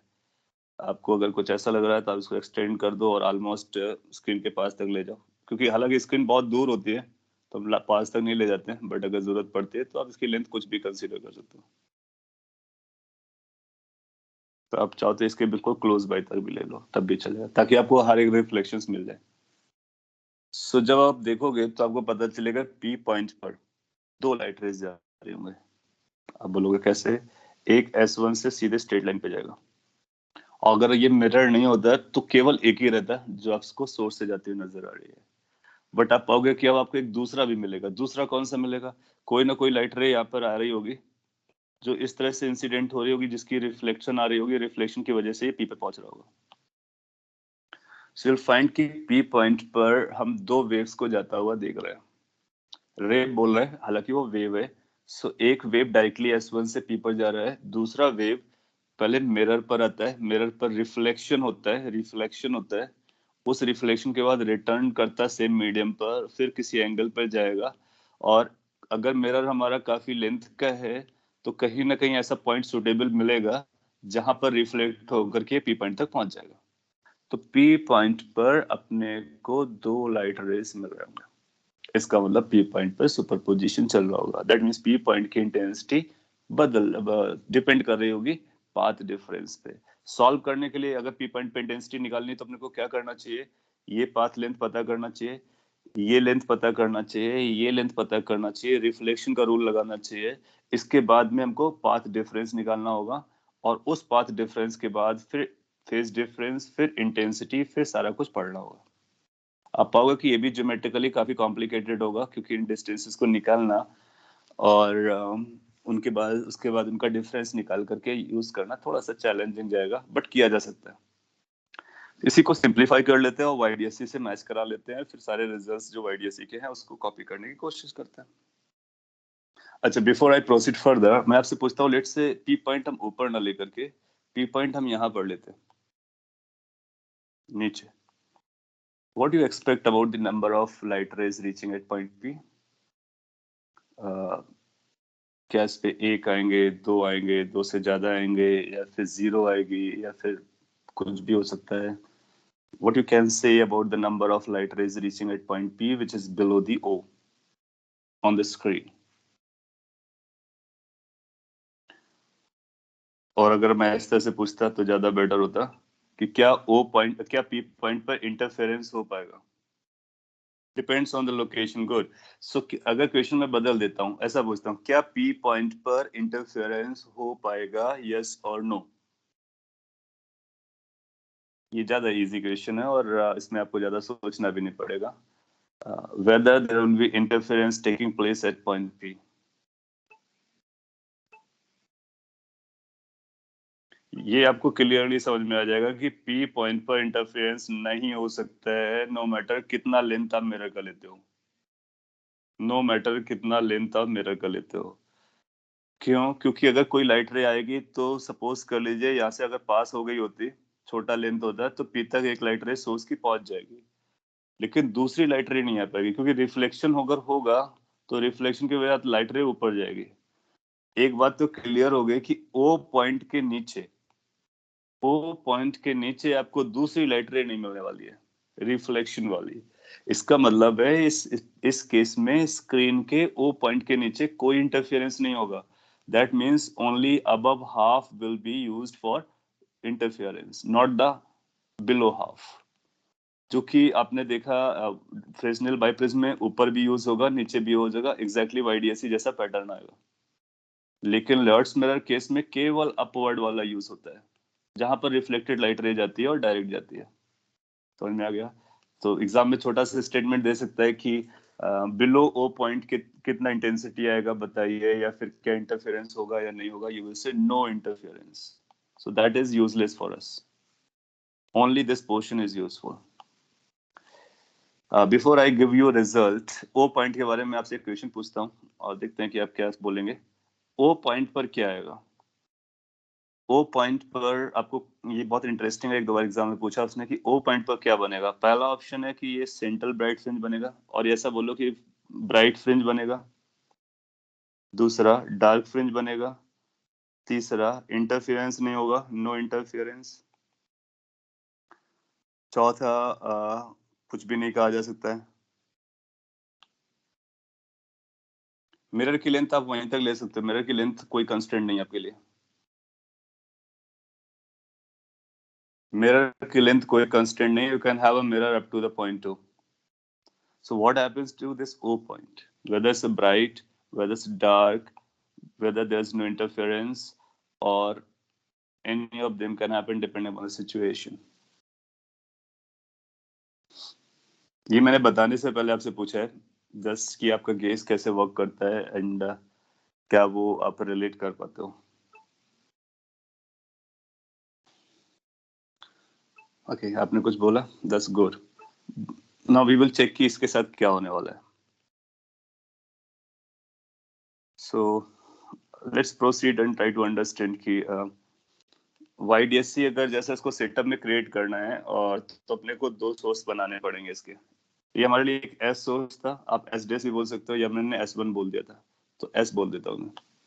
अगर ये सोर्स है और किसी भी पी पॉइंट पर अपने को पढ़ना है कि पी पॉइंट पर कितना इंटेंसिटी आ रहा है, तो लेट से पी पर हम लोग रे डायग्राम को बनाते हैं। हालांकि एस को हमने काफी दूरी पे दिखाया, उसको और पास में दिखाना चाहिए, सो दैट कि वो डिस्टेंस जो है S1 और S2 वो ज्यादा बड़ी ना हो। सो लेट से वो यहाँ पर नो बेसिक वे पे प्रोसीड करते हैं। यहाँ से एक लाइट रे पी पर पहुंच रही है, बिल्कुल पहुंच रही है। दूसरा लाइट रे यहाँ से रिफ्लेक्ट होकर के रिफ्लेक्शंस के लॉज को फॉलो करते हुए यहाँ पे पहुंचेगी।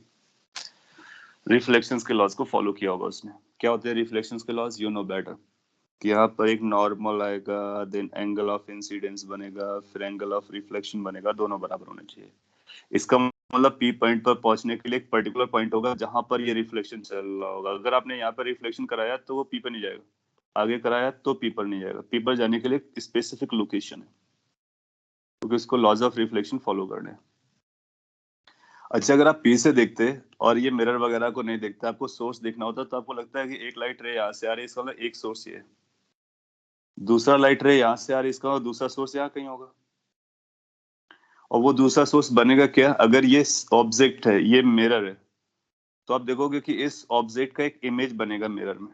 हम लोग पढ़ चुके हैं मिरर की लेंथ कितना भी क्यों ना हो, इमेज का जो फॉर्मेशन होता है परपेंडिकुलर टू द मिरर जाकर के सेम डिस्टेंस बैक साइड जाने पे मिलता है। सो आप अगर इस लाइट रे को बैक साइड प्रोड्यूस करोगे, सो जहां पर ये इंटरसेक्ट करेगी, बेसिकली ये वही पॉइंट होगा जहां से लाइट रे आती हुई नजर आएगी।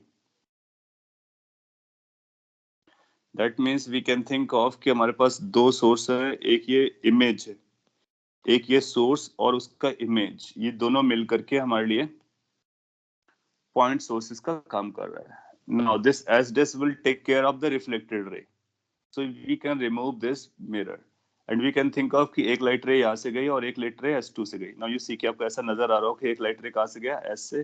दूसरा कहाँ से गया? S डैश से। तो P पॉइंट पर अपने को मिल गया। सपोज कर लीजिए आपने पॉइंट यहाँ चूज किया होता, तो एक लाइट रे S से जाती है और दूसरी लाइट रे यहाँ से S डैश से जाती हुई नजर आती है मिरर को यूज करते हुए। तो ये जो रिफ्लेक्शन वाला पॉइंट था, इसको आप अवॉइड कर सकते हो और इसका इक्विवेलेंट इमेज निकाल सकते हो और इमेज को फिर यूज कर सकते हो। So now we got S dash and S and S dash. अब आपको क्या क्या पता होगा, तो आपको कुछ चीजें वो बता के देगा, जैसे ये डिस्टेंस बता के देगा कि लेट से S की डिस्टेंस प्लेन से कितने हाइट पर थी, ये आपको पता होगा। लेट्स इसका नाम A दे देते हैं। आपको ये बताएगा कि जो सोर्स आपने रखा वो स्क्रीन से कितनी डिस्टेंस पर था, उसको बी बोल देंगे। तो ये 2 नंबर आपको बता के देगा। So in case these 2 number are known to us, then things are almost okay or fine. So can we say कि हमारे पास 2 पॉइंट सोर्स आ गए, एक स्क्रीन आ गया, बीच की स्टोरी को हम लोगों ने इसको रिलेवेंट इसमें कन्वर्ट कर लिया। सो कैपिटल डी कितना यूज करना है, कैपिटल डी की जगह आप बी को यूज कर लीजिए। So B is indicating capital D, आप उसको डायरेक्टली कैपिटल डी बोल सकते थे। और स्मॉल डी का क्या ख्याल है, इन दोनों के बीच का डिस्टेंस, सिंस एस डेस उसका इमेज है तो ये भी कितना बना होगा, ये भी ए के बराबर बना होगा। सो ये ट्वाइस से हो जाएगा। अब आपको स्मॉल डी मिल गया, कैपिटल डी मिल गया, YDSE जैसा सेटअप मिल गया। अब हम YDSE को यूज कर सकते हैं इस रिलेवेंट सिचुएशन में। जब आप YDSE को यूज कर रहे होगे तो यहाँ पर एक चेंज लाना पड़ेगा आपको। क्या चेंज लाना पड़ेगा, हम इस लाइट रे को यूज कर रहे हैं जबकि एक्चुअली हमारी ये लाइट रे है। तो आप देखोगे कि जो ये लाइट रे आपने चूज किया ना, इसका पाथ कैलकुलेशन करोगे, इसकी डिस्टेंस इसके बराबर होगी। क्यों, क्योंकि आइडेंटिकल ट्राइंगल्स हैं और ये दोनों में कॉमन थी। इसका मतलब ये जो पाथ लेंथ था that is same as this path length.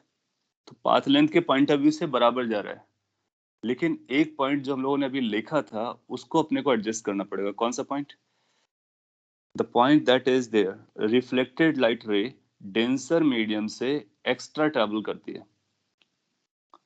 सो ये जो एस डैश से जा रहा है या पार्ट फ्रॉम ज्योमेट्रिकल एक लेमडा बाई 2 का एक्स्ट्रा पाथ लेकर के जा रहा है, एक्स्ट्रा पाथ लेकर के जा रहा है। और ये हमारे चेंजेस, ये हमारे कंक्लूजन्स में चेंजेस लाएगा। सपोज कर लीजिए हम मैक्सिमा बनाना चाहते हैं, पी पॉइंट पे मैक्सिमा बनाना चाहते हैं।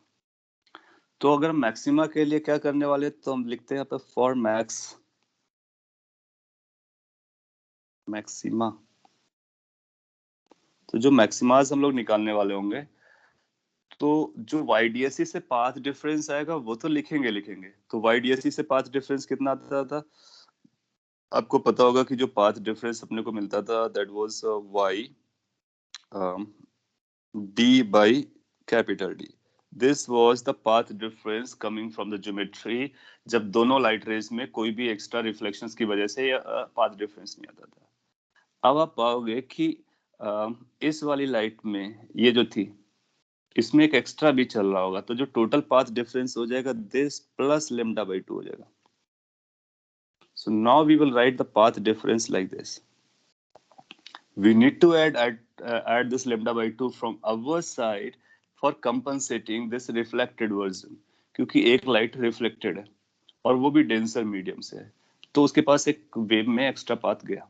ये बहुत क्रिटिकल पॉइंट है, डिफरेंट पॉइंट है, इसलिए इसको हाईलाइट करके वो पूछता है। बाकी बिजनेस एज यूजुअल है। सिंस ये डेल्टा एक्स हो गया तो अपने को अब डेल्टा एक्स पता चल गया। अब मैक्सिमा के लिए यूज करना चाहो, मिनिमा के लिए यूज करना चाहो, जिसके लिए भी यूज करना चाहो इसी को यूज करोगे। इसको इसीलिए मैं ब्रैकेट पे करता। और सिंस ये हमारा पाथ डिफरेंस हुआ तो मैक्सिमा के लिए क्या लिखते हैं, मैक्सिमा के लिए लिखते हैं डेल्टा एक्स की वैल्यू एन लेमडा होना चाहिए, तो बना देते हैं। तो जब इसको एन लेमडा करेंगे तो ये बनेगा Y D by D plus lambda by 2 is equal to N lambda. That means Y D by D की जो वैल्यू आ रही है that comes out to be N minus half lambda. अब देखोगे कि YDSE में ये जो कंडीशन होती थी वो मिनिमा के लिए हुआ करती थी, तो यहाँ पर ये मैक्सिमा के लिए आ रही है। अगर हम y डायरेक्टली लिखना चाहें तो y को भी लिख सकते हैं यहाँ से। So y is coming as this into D by D. So this is the condition for max. इसका मतलब जहां उसका मैक्सिमा बनता था वहां उसका मिनिमा बनेगा, तो जहां इसका मिनिमा था वहां उसका मैक्सिमा रहा होगा। The order will change. और ये हो गया मैक्सिमा के लिए। अब n की वैल्यू आप अकॉर्डिंगली स्टार्ट कर सकते हो, 0 प्लस माइनस 1 प्लस माइनस 2, और उसके हिसाब से उसका नॉमेनक्लेचर देख सकते हो यहाँ पर रखने के बाद। दूसरा, व्हाट हैपेंस फॉर मिनिमा,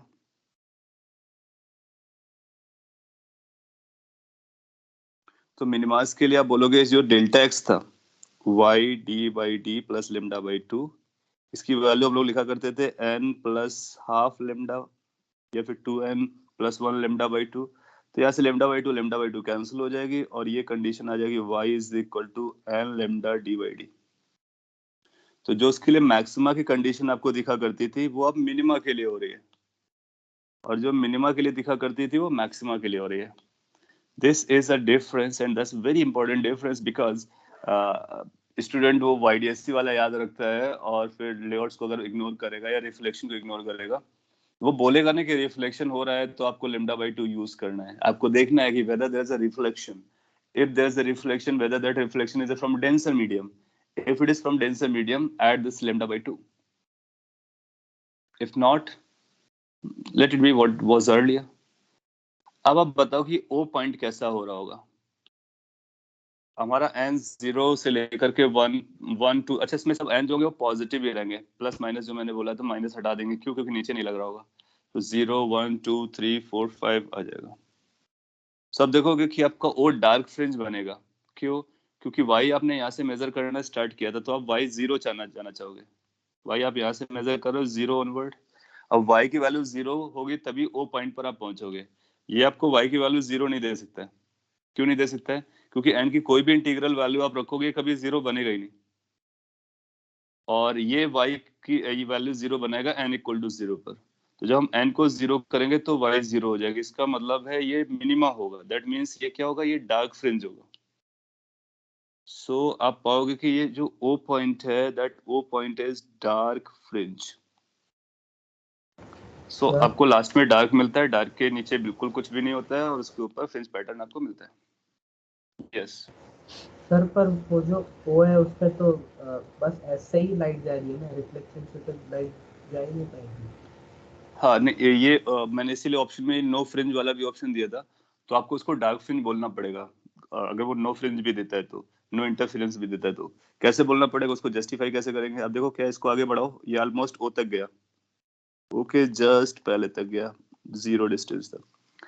क्या आप समझ सकते हो? वो पॉइंट पे दो लाइट रेज आपको समझ में आ रही हैं. एक एस से डायरेक्ट जाएगी वो पॉइंट पर. एक एस से बिल्कुल सेम डायरेक्शन, सॉरी हाँ इसी से बिल्कुल सेम पर जा रही होगी. थोड़ा सा एंगल बना रही होगी और उसके जस्ट पहले फॉल कर रही होगी. अगर उसके जस्ट पहले फॉल करती है तो रिफ्लेक्ट करेगी और रिफ्लेक्ट करके कहाँ पहुंच जाएगी? ओ पर पहुंच जाएगी. सो ओ पॉइंट पर लिमिटिंग कंडीशन में अपने को दो लाइट वेव मिलने वाले हैं. एक डायरेक्टली एस से और एक उसके जस्ट बिफोर रिफ्लेक्शन होकर के आएगी. क्योंकि जस्ट बिफोर भी आएगी तो वो रिफ्लेक्ट होकर के वापस आएगी. जैसे ही रिफ्लेक्ट हुआ π/2 का फेज डिफरेंस आया, सॉरी λ/2 का पाथ डिफरेंस आया, पाई का फेज डिफरेंस आया और यहाँ सुपरपोजिशन हो जाएगा. सो ओ पॉइंट पर भी सुपरपोजिशन होता है, इंटरफेरेंस होता है, डार्क फ्रिंज बनती है. ये हमारा फाइनल कंक्लूजन रहेगा. So we will say finally कि O point will be dark fringe and it will be starting from the dark, then you will have some bright fringe, then you will have again dark fringe, bright fringe, dark fringe alternatively, और last तक आप रख सकते हो. सो ये O point खास important का रहेगा. ओ के नीचे क्या आएगा? आप बोलोगे ओ के नीचे नो इंटरफेरेंस, ओ पर इंटरफेरेंस, डार्क फ्रिंज, उसके ऊपर exactly what it was from YDSE. Order क्या होगा? पहले डार्क, फिर ब्राइट, फिर डार्क, फिर ब्राइट, फिर डार्क, फिर ब्राइट, और फ्रिंज विड्थ भी वही आएगी. वो सारी कहानी आप वही लिखोगे. Got it?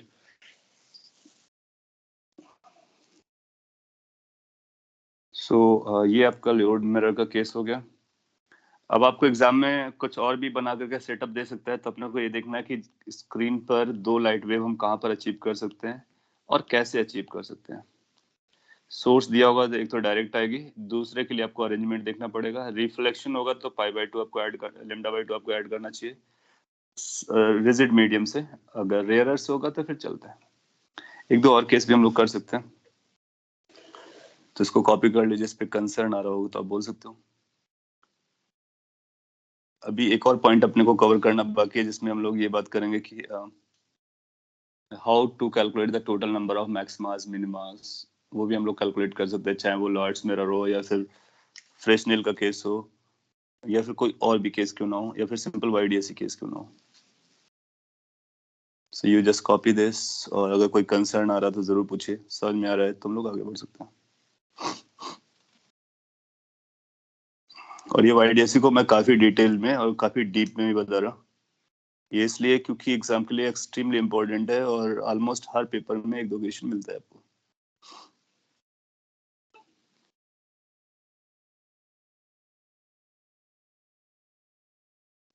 बाय प्रिज्म लाइए, आप इसको देख लीजिए एक बार के लिए.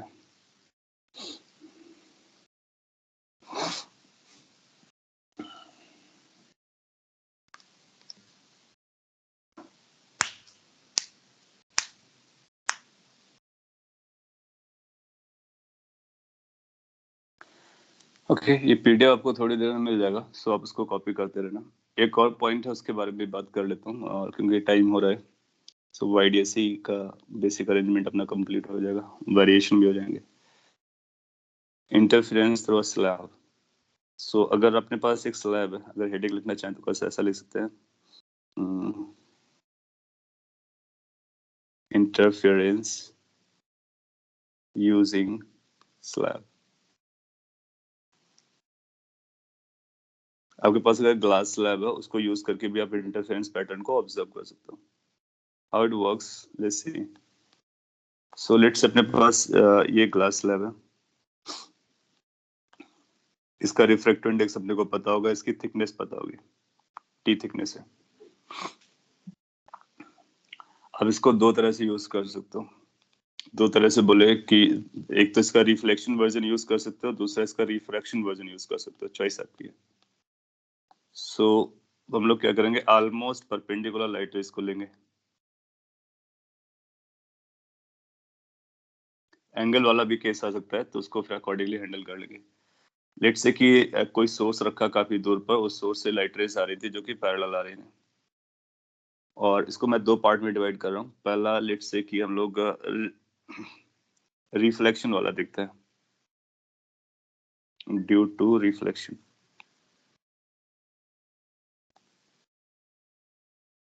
सो अगर हम रिफ्लेक्शन देखना चाह रहे हैं, इसका मतलब इसके जो वापस आने वाली लाइट रेज उन्हीं को पढ़ने वाले हैं। सो अपनी स्क्रीन कहाँ पर रखनी होगी, अपने को स्क्रीन इसके ऊपर कहीं रखनी होगी, ये स्क्रीन होगी, और ये लाइट रेज रिटर्न होकर के स्क्रीन पे जाएंगे, स्क्रीन पे जाएंगे तो सुपरपोज करेंगे, सुपरपोज करेंगे तो फिर अपने को मिलेगा कि इंटरफेरेंस पैटर्न मिलने वाला है। ये मैंने वर्टिकल बनाया है, इनको स्लाइड एंगल पे डालोगे तो भी चलेगा, और वर्टिकल है just to make the simplified formula, that's all. अब उस स्क्रीन पर हमको किस तरह से कलर्स या कॉम्बिनेशंस या फिर ये ब्राइटनेस का डिस्ट्रीब्यूशन मिलने वाला है वो समझते हैं। नाउ you'll find कि जब हमने ये लाइट रेज इंट्रोड्यूस की, मैं इनको अलग अलग लोकेशन पे बना रहा हूँ, बट वो एक ही लोकेशन पे आप समझेंगे, क्योंकि एक लाइट रे से दूसरे लाइट रे के बीच का सेपरेशन बहुत ज्यादा होता नहीं है, वो ऑलमोस्ट वेरी क्लोज होते हैं। सो अगर ये एक लाइट रे हमारे पास ये रही होती, तो ये रिफ्लेक्ट होकर के वापस जाएगी। जब ये रिफ्लेक्ट होकर के वापस जाएगी तो ये यूज होगा सुपरपोजिशन में। So one light ray is here, that's reaching to the screen, और एक लाइट रे हम अलग डिस्टेंस पे बना रहे हैं, बट आप सोचेंगे कि बिल्कुल क्लोज बाई है। ये जस्ट की पिक्चर आपको क्लियर है, वरना वहां पर काफी एक काम करते हैं, दूसरा कलर चूज कर लेते हैं, सेम लोकेशन पे बनाते हैं, वरना आपके दिमाग में कुछ और भी आ सकता है। सो लेट्स से कि दूसरा कलर मैंने ये चूज किया, और इसी के क्लोज बाई आपने एक ये लाइट रे रखी थी, कंसीडर किया था। सो ये डायरेक्टली रिफ्लेक्ट नहीं होती है, ये अंदर चली जाती है, और फिर इस वाले सरफेस से रिफ्लेक्ट होकर के वापस आएगी, और यहाँ से फिर रिफ्लेक्ट होकर के वापस आएगी और स्क्रीन पे जाएगी। तो क्या आप समझ सकते हो, स्क्रीन पर आपको दो लाइट रेज, ये स्क्रीन बहुत दूर है, बहुत दूर लगते हैं, तो ये ऑलमोस्ट पैरेलल जा रही है, तो वहां पर सुपरपोज करेंगे, सेम लोकेशन में मिलेंगे जाकर के। सो यू विल फाइंड कि स्क्रीन पर आपको इंटरफेरेंस मिलेगा, दो लाइट रेज मिल रही है, एक ब्लू और एक दूसरा पिंक जो दिख रहा है आपको। And we need to find कि मैक्सिमा कितना बन रहा है, कहाँ मैक्सिमा बनेगा, क्या मिनिमा बनेगा, किसी लोकेशन पे क्या बन रहा होगा, वो सारी कहानी अपने को देखनी है। सो कैन वी से कि पाथ डिफरेंस अपने को निकालना होगा, मैं डायरेक्टली लिखता हूँ पाथ डिफरेंस। एक बार अपने को पाथ डिफरेंस मिला तो बाकी सारी हम बात कर लेंगे। पाथ डिफरेंस अपने को कैलकुलेट करना है, डेल्टा एक्स। आप देखोगे जहां से स्टार्ट हुए होंगे वो साथ साथ आ रहे थे यहाँ तक, तो कोई पाथ डिफरेंस आया होगा नहीं। इसके बाद रिफ्लेक्शन के बाद ये साथ साथ जा रहे हैं, जहां भी स्क्रीन होगी दे विल बी टुगेदर, क्या वहां पर कोई पाथ डिफरेंस आने वाला है? नहीं। तो पाथ डिफरेंस कब आया होगा, जब वो स्ट्राइक किए, स्ट्राइक करने के बाद रिफ्लेक्शन हुआ, या फिर रिफ्रैक्शन के बाद रिफ्लेक्शन हुआ, फिर रिफ्रैक्शन हुआ, उन कंडीशंस में पाथ डिफरेंस आया होगा। कैन यू ऑब्जर्व कि कौन सी लाइट रे ज्यादा ट्रैवल की है? आप इजिली ऑब्जर्व कर पाओगे, क्योंकि ब्लू कलर की यहीं से रिटर्न हो गई थी। जो पिंक कलर बनाया वो ये एक्स्ट्रा चला है, और ये भी एक्स्ट्रा चला है। So pink colour has travelled extra, which is equivalent to t in medium mu. समझते हैं? सो हम ये बोलेंगे कि जो दूसरा या पिंक कलर का लाइट रे था वो म्यू टी के बराबर, हम लोग जानते हैं ऑप्टिकल मीडियम में ऑप्टिकल डिस्टेंस कितनी होती है, म्यू इंटू टी होती है, उसका भी यूज कर लेते हैं। तो कैन बी से कि ट्वाइस म्यू टी के बराबर एक्स्ट्रा चलिए। Why twice mu t? Mu t down side, mu t up side. Why mu t? क्योंकि mu is the medium, t is the thickness. Slab में कितना चलता है, हम लोगों ने बात की कि optical distance is equal to mu time geometrical distance. अगर ये पॉइंट आपको समझ में आया तो कैन वी से कि ये पाथ डिफरेंस आने वाला है। आपसे ऐसा बोलोगे किस थिकनेस के लिए मैक्सिमम मिलेगा, किस थिकनेस के लिए मिनिमम मिलेगा, या किस रिफ्रैक्टिव इंडेक्स के लिए मैक्सिमम मिलेगा, वो हमको पता करना होता है। क्या आप बता सकते हो कि इसमें कुछ और ऐड और सब्ट्रैक्ट करना है या फिर यही टोटल पाथ डिफरेंस हो गया? अगर ये हो गया तो फिर मैक्सिमम कंडीशन लगा देंगे, मिनिमम की कंडीशन लगा देंगे। सर λ/2 आएगा ना रिफ्लेक्शन? हाँ, तो आपको अभी देखना होगा कि रिफ्लेक्शंस हमारे हुए हैं। देखो ये जो ब्लू कलर की है वो डेंसर मीडियम से रिफ्लेक्ट हुई है, डेंसर मीडियम से रिफ्लेक्ट हुई है, तो ब्लू कलर के पास λ/2 एक्स्ट्रा गया है और आउटसाइड एयर है। जबकि ये पिंक कलर का है वो एयर मीडियम से रिफ्लेक्शन हुआ है, तो एयर वाज रेयरर, तो इसलिए पिंक के पास कोई एक्स्ट्रा पाथ डिफरेंस नहीं आएगा। तो अगर इसके पास भी सपोज करिए λ/2 आता है, इसके पास भी λ/2 आता है, तो एक दूसरे को कैंसिल आउट कर जाते हैं। सो पिंक का λ/2 था नहीं, वो 0 था, और इसका λ/2 था। इसका मतलब है कि अभी λ/2 को एडजस्ट करने का। व्हाट यू थिंक, इसके साथ ऐड करना चाहिए और सब्ट्रैक्ट करना चाहिए इस पर्टिकुलर सिचुएशन के लिए? कॉमन सेंस, सब्ट्रैक्ट करना चाहिए, क्योंकि ये जो लिखा हुआ है ये पिंक कलर का है, पिंक कलर इतना लीड किया है, और λ/2 फॉर ब्लू के लिए एक्स्ट्रा था। सो जो पाथ डिफरेंस होगा वो ये हो जाएगा। अब ये पाथ डिफरेंस मैक्सिमा के लिए क्या लगेगा, मिनिमा के लिए क्या लगेगा, तो अपनी कंडीशन लगा देंगे। For maxima, Sir, can you explain the part difference part again? Anshu? okay, sure. uh, you are seeing the two light rays, one is of blue color reflection, another is pink color reflection. Can you observe कि जो blue colour का reflection है वो air और glass की boundary में हुआ है। तो जो एयर से ग्लास की बाउंड्री आ रहा था, ग्लास डेंसर होता है, तो blue colour has been reflected in through by a denser medium, तो इसको हम डेंसर मीडियम बोलते हैं। मतलब नेक्स्ट मीडियम को हम लोग काउंट करते हैं। सो डेंसर मीडियम से रिफ्लेक्टेड हुआ है, इसका मतलब इसके पास एक्स्ट्रा पाथ। पिंक के साथ क्या था, पिंक पहले रिफ्लेक्ट हुआ था, कोई पाथ डिफरेंस नहीं आ रहा है, रिफ्लेक्ट हुआ है तो रिफ्लेक्शन में ये रेयरर से हुआ है।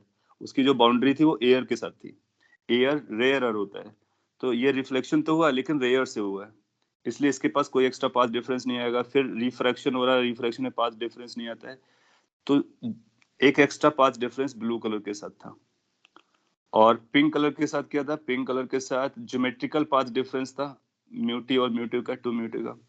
तो पिंक का पाथ एक्स्ट्रा माइनस ब्लू का extra is equal to total difference. इस तरह से आप निकालते हो। इसके बाद आप बोलोगे फॉर मैक्सिमा के लिए क्या क्लेम करना है। फॉर मैक्सिमा के लिए अपने को बोलना चाहिए this must be equal to n lambda. Put it there, so you will find कि twice mu t minus λ/2 must be equal to n lambda. Exam में आ चुका है, उसने बोला था टी की वैल्यू बताइए जब वो मैक्सिमा बनेगा और ऑल दैट। बहुत इंपॉर्टेंट कंडीशन है, twice mu T must be equal to n plus half lambda. ये मैक्सिमा की कंडीशन है, और जहां भी λ/2 आ जाता है तो कंडीशन हमारी मैक्सिमा के लिए बदल जाती है। तो इसको n लेमडा नहीं बोलेंगे, two mu two, two mu T must be equal to odd multiple of λ/2। So that's condition for max. अगर आपको कोई पूछता है कि मिन के लिए बताइए, सो फॉर मिनिमा, मिनिमा के लिए आप बोलोगे पाथ डिफरेंस की value n plus minus half lambda होती है। आप सुविधा के हिसाब से प्लस लगाओ या माइनस लगाओ, वो तो आपकी चॉइस है। लेट्स हम यहाँ पे माइनस यूज कर लेते हैं, क्योंकि n हम अपने अकॉर्डिंगली उसको बदल सकते हैं। सो ये बन जाएगा twice mu t minus λ/2 must be equal to this number, which will basically turn up as कि twice mu t की वैल्यू अगर n lambda जैसी आती है, इंटीग्रल मल्टीपल ऑफ lambda आता है, तो उस t और mu के कॉम्बिनेशन के लिए ड्यू टू रिफ्लेक्शन जो इंटरफेरेंस पैटर्न मिलने वाला है वो मैक्सिमा को बना रहा होगा, सॉरी मिनिमा को बना रहा होगा। सो अगर n lambda के बराबर होता है तो मिनिमा को बना रहा होगा, और ऑड मल्टीपल ऑफ λ/2 हो रहा है तो मैक्सिमा को बना रहा होता है। नो अब आप घर पे भी इस कंडीशन को ड्रॉ कर सकते हो। सपोज कर लीजिए हम रिफ्रैक्शन वाली देखना चाहते हैं, तो ब्लू को इधर लेकर के आते हैं और पिंक को भी आगे लेकर के आते हैं, फिर रिफ्रैक्शन में हम देखना चाहेंगे रिफ्रैक्शन में कैसा पैटर्न आएगा। आप देखोगे अगर दोनों को सीधे लेकर के आओगे तो कोई पाथ डिफरेंस नहीं होगा, तो आपको क्या करना पड़ेगा, एक को 2 बार रिफ्रैक्ट करा देंगे। कैसे, जैसे ब्लू सीधा लेकर के आए, पिंक को आप लेकर के आइए, फिर नीचे लाइए, फिर ऊपर ले जाइए, फिर नीचे लेके आइए। अब दोनों में पाथ डिफरेंस आ गया होगा, तो यहाँ पे स्क्रीन रखोगे तो रिफ्रैक्शन का अपने को पता चल जाएगा, और फिर उसके आगे भी बढ़ा सकते हो, कई सारे केसेस कर सकते हो। तो जनरली वो रिफ्लेक्शन को पूछता है जो हम लोगों ने पढ़ा, ये ज्यादा इंपॉर्टेंट रहता है ड्रॉ करने का। और मैं भी इसको शेयर कर देता हूँ, आप अपने नोट्स बनाइए, टाइम भी हो गया है। नेक्स्ट क्लास में हम YDSE और उससे रिलेटेड सारी स्टोरी कंप्लीट हो जाएगी। मोर ओवर इसका जो वेव का प्रोपोगेशन है वेव फ्रंट के फॉर्म में, वो भी मैं आपको नेक्स्ट क्लास में बताऊंगा, क्योंकि लास्ट ईयर एडवांस में एक सिंपल सा क्वेश्चन दे दिया था वेव फ्रंट से लेकर के, उसको भी हम लोग कर लेंगे। एंड देन डिफ्रैक्शन आ जाएगा और पोलराइजेशन। सो डिफ्रैक्शन, पोलराइजेशन ऑफ लाइट काफी इंपॉर्टेंट है, और यही लास्ट टॉपिक है ऑफ वेव ऑप्टिक्स के। कोई क्वेश्चन हो तो आप पूछ सकते हो, दैट्स डन, अदरवाइज। सर पर ये जो स्लैब से रिफ्लेक्शन है वो बहुत कम होगा ना? स्लैब से रिफ्लेक्टेड है वो बहुत कम होगा मतलब? सर वो रिफ्लेक्शन कम होगा ना, रिफ्लेक्ट ज्यादा होता है। हाँ वो ये भी अपना पॉइंट है ना, रिफ्लेक्शन भी होता है, रिफ्रैक्शन भी होता है, बहुत सारी स्टोरीज होती हैं। वो डिपेंड करता है कि मीडियम के रिफ्रैक्टिव इंडिसेस कैसे है, बट होता जरूर है। तो आप ये बोलोगे कि जो आने वाली लाइट रेज थी उसकी ब्राइटनेस से जाने वाली लाइट रेज की ब्राइटनेस कम हो गई होगी, लेकिन कुछ तो रहेगी, अपने को ऑब्जर्वेशन के लिए तो रहते है। तो हम लोग इंटेंसिटी एग्जैक्टली नहीं निकाले कितना जाने वाला है, लेकिन जो भी इंटेंसिटी इस पे मिलेगी तो क्या हो रहा है, अपना पर्पस क्या है, स्क्रीन पर हमको कहीं पर डिम दिख रहा है, कहीं पर ब्राइट दिख रहा है। और वो डिम और ब्राइट रिलेटिव होता है, तो वो रिलेटिवली हमको ब्राइट दिखेगा, रिलेटिवली डिम दिखेगा, उसको हम सोर्स की इंटेंसिटी से कंपेयर नहीं कर रहे, क्योंकि उसमें of course what you said is correct कि बहुत सारा पोर्शन इसका अंदर चला जाएगा, बाहर निकल के आ जाएगा, तो उसके एम्पलीट्यूड डिक्रीज कर जाएंगे। But yes we can find out कि कौन सी लोकेशन पे रिलेटिवली मैक्सिमा आएगा, कौन सी रिलेटेड लोकेशन पे या थिकनेस के लिए मिनिमा आएगा। Got it?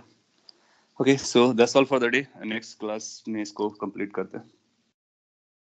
Thank you everyone then.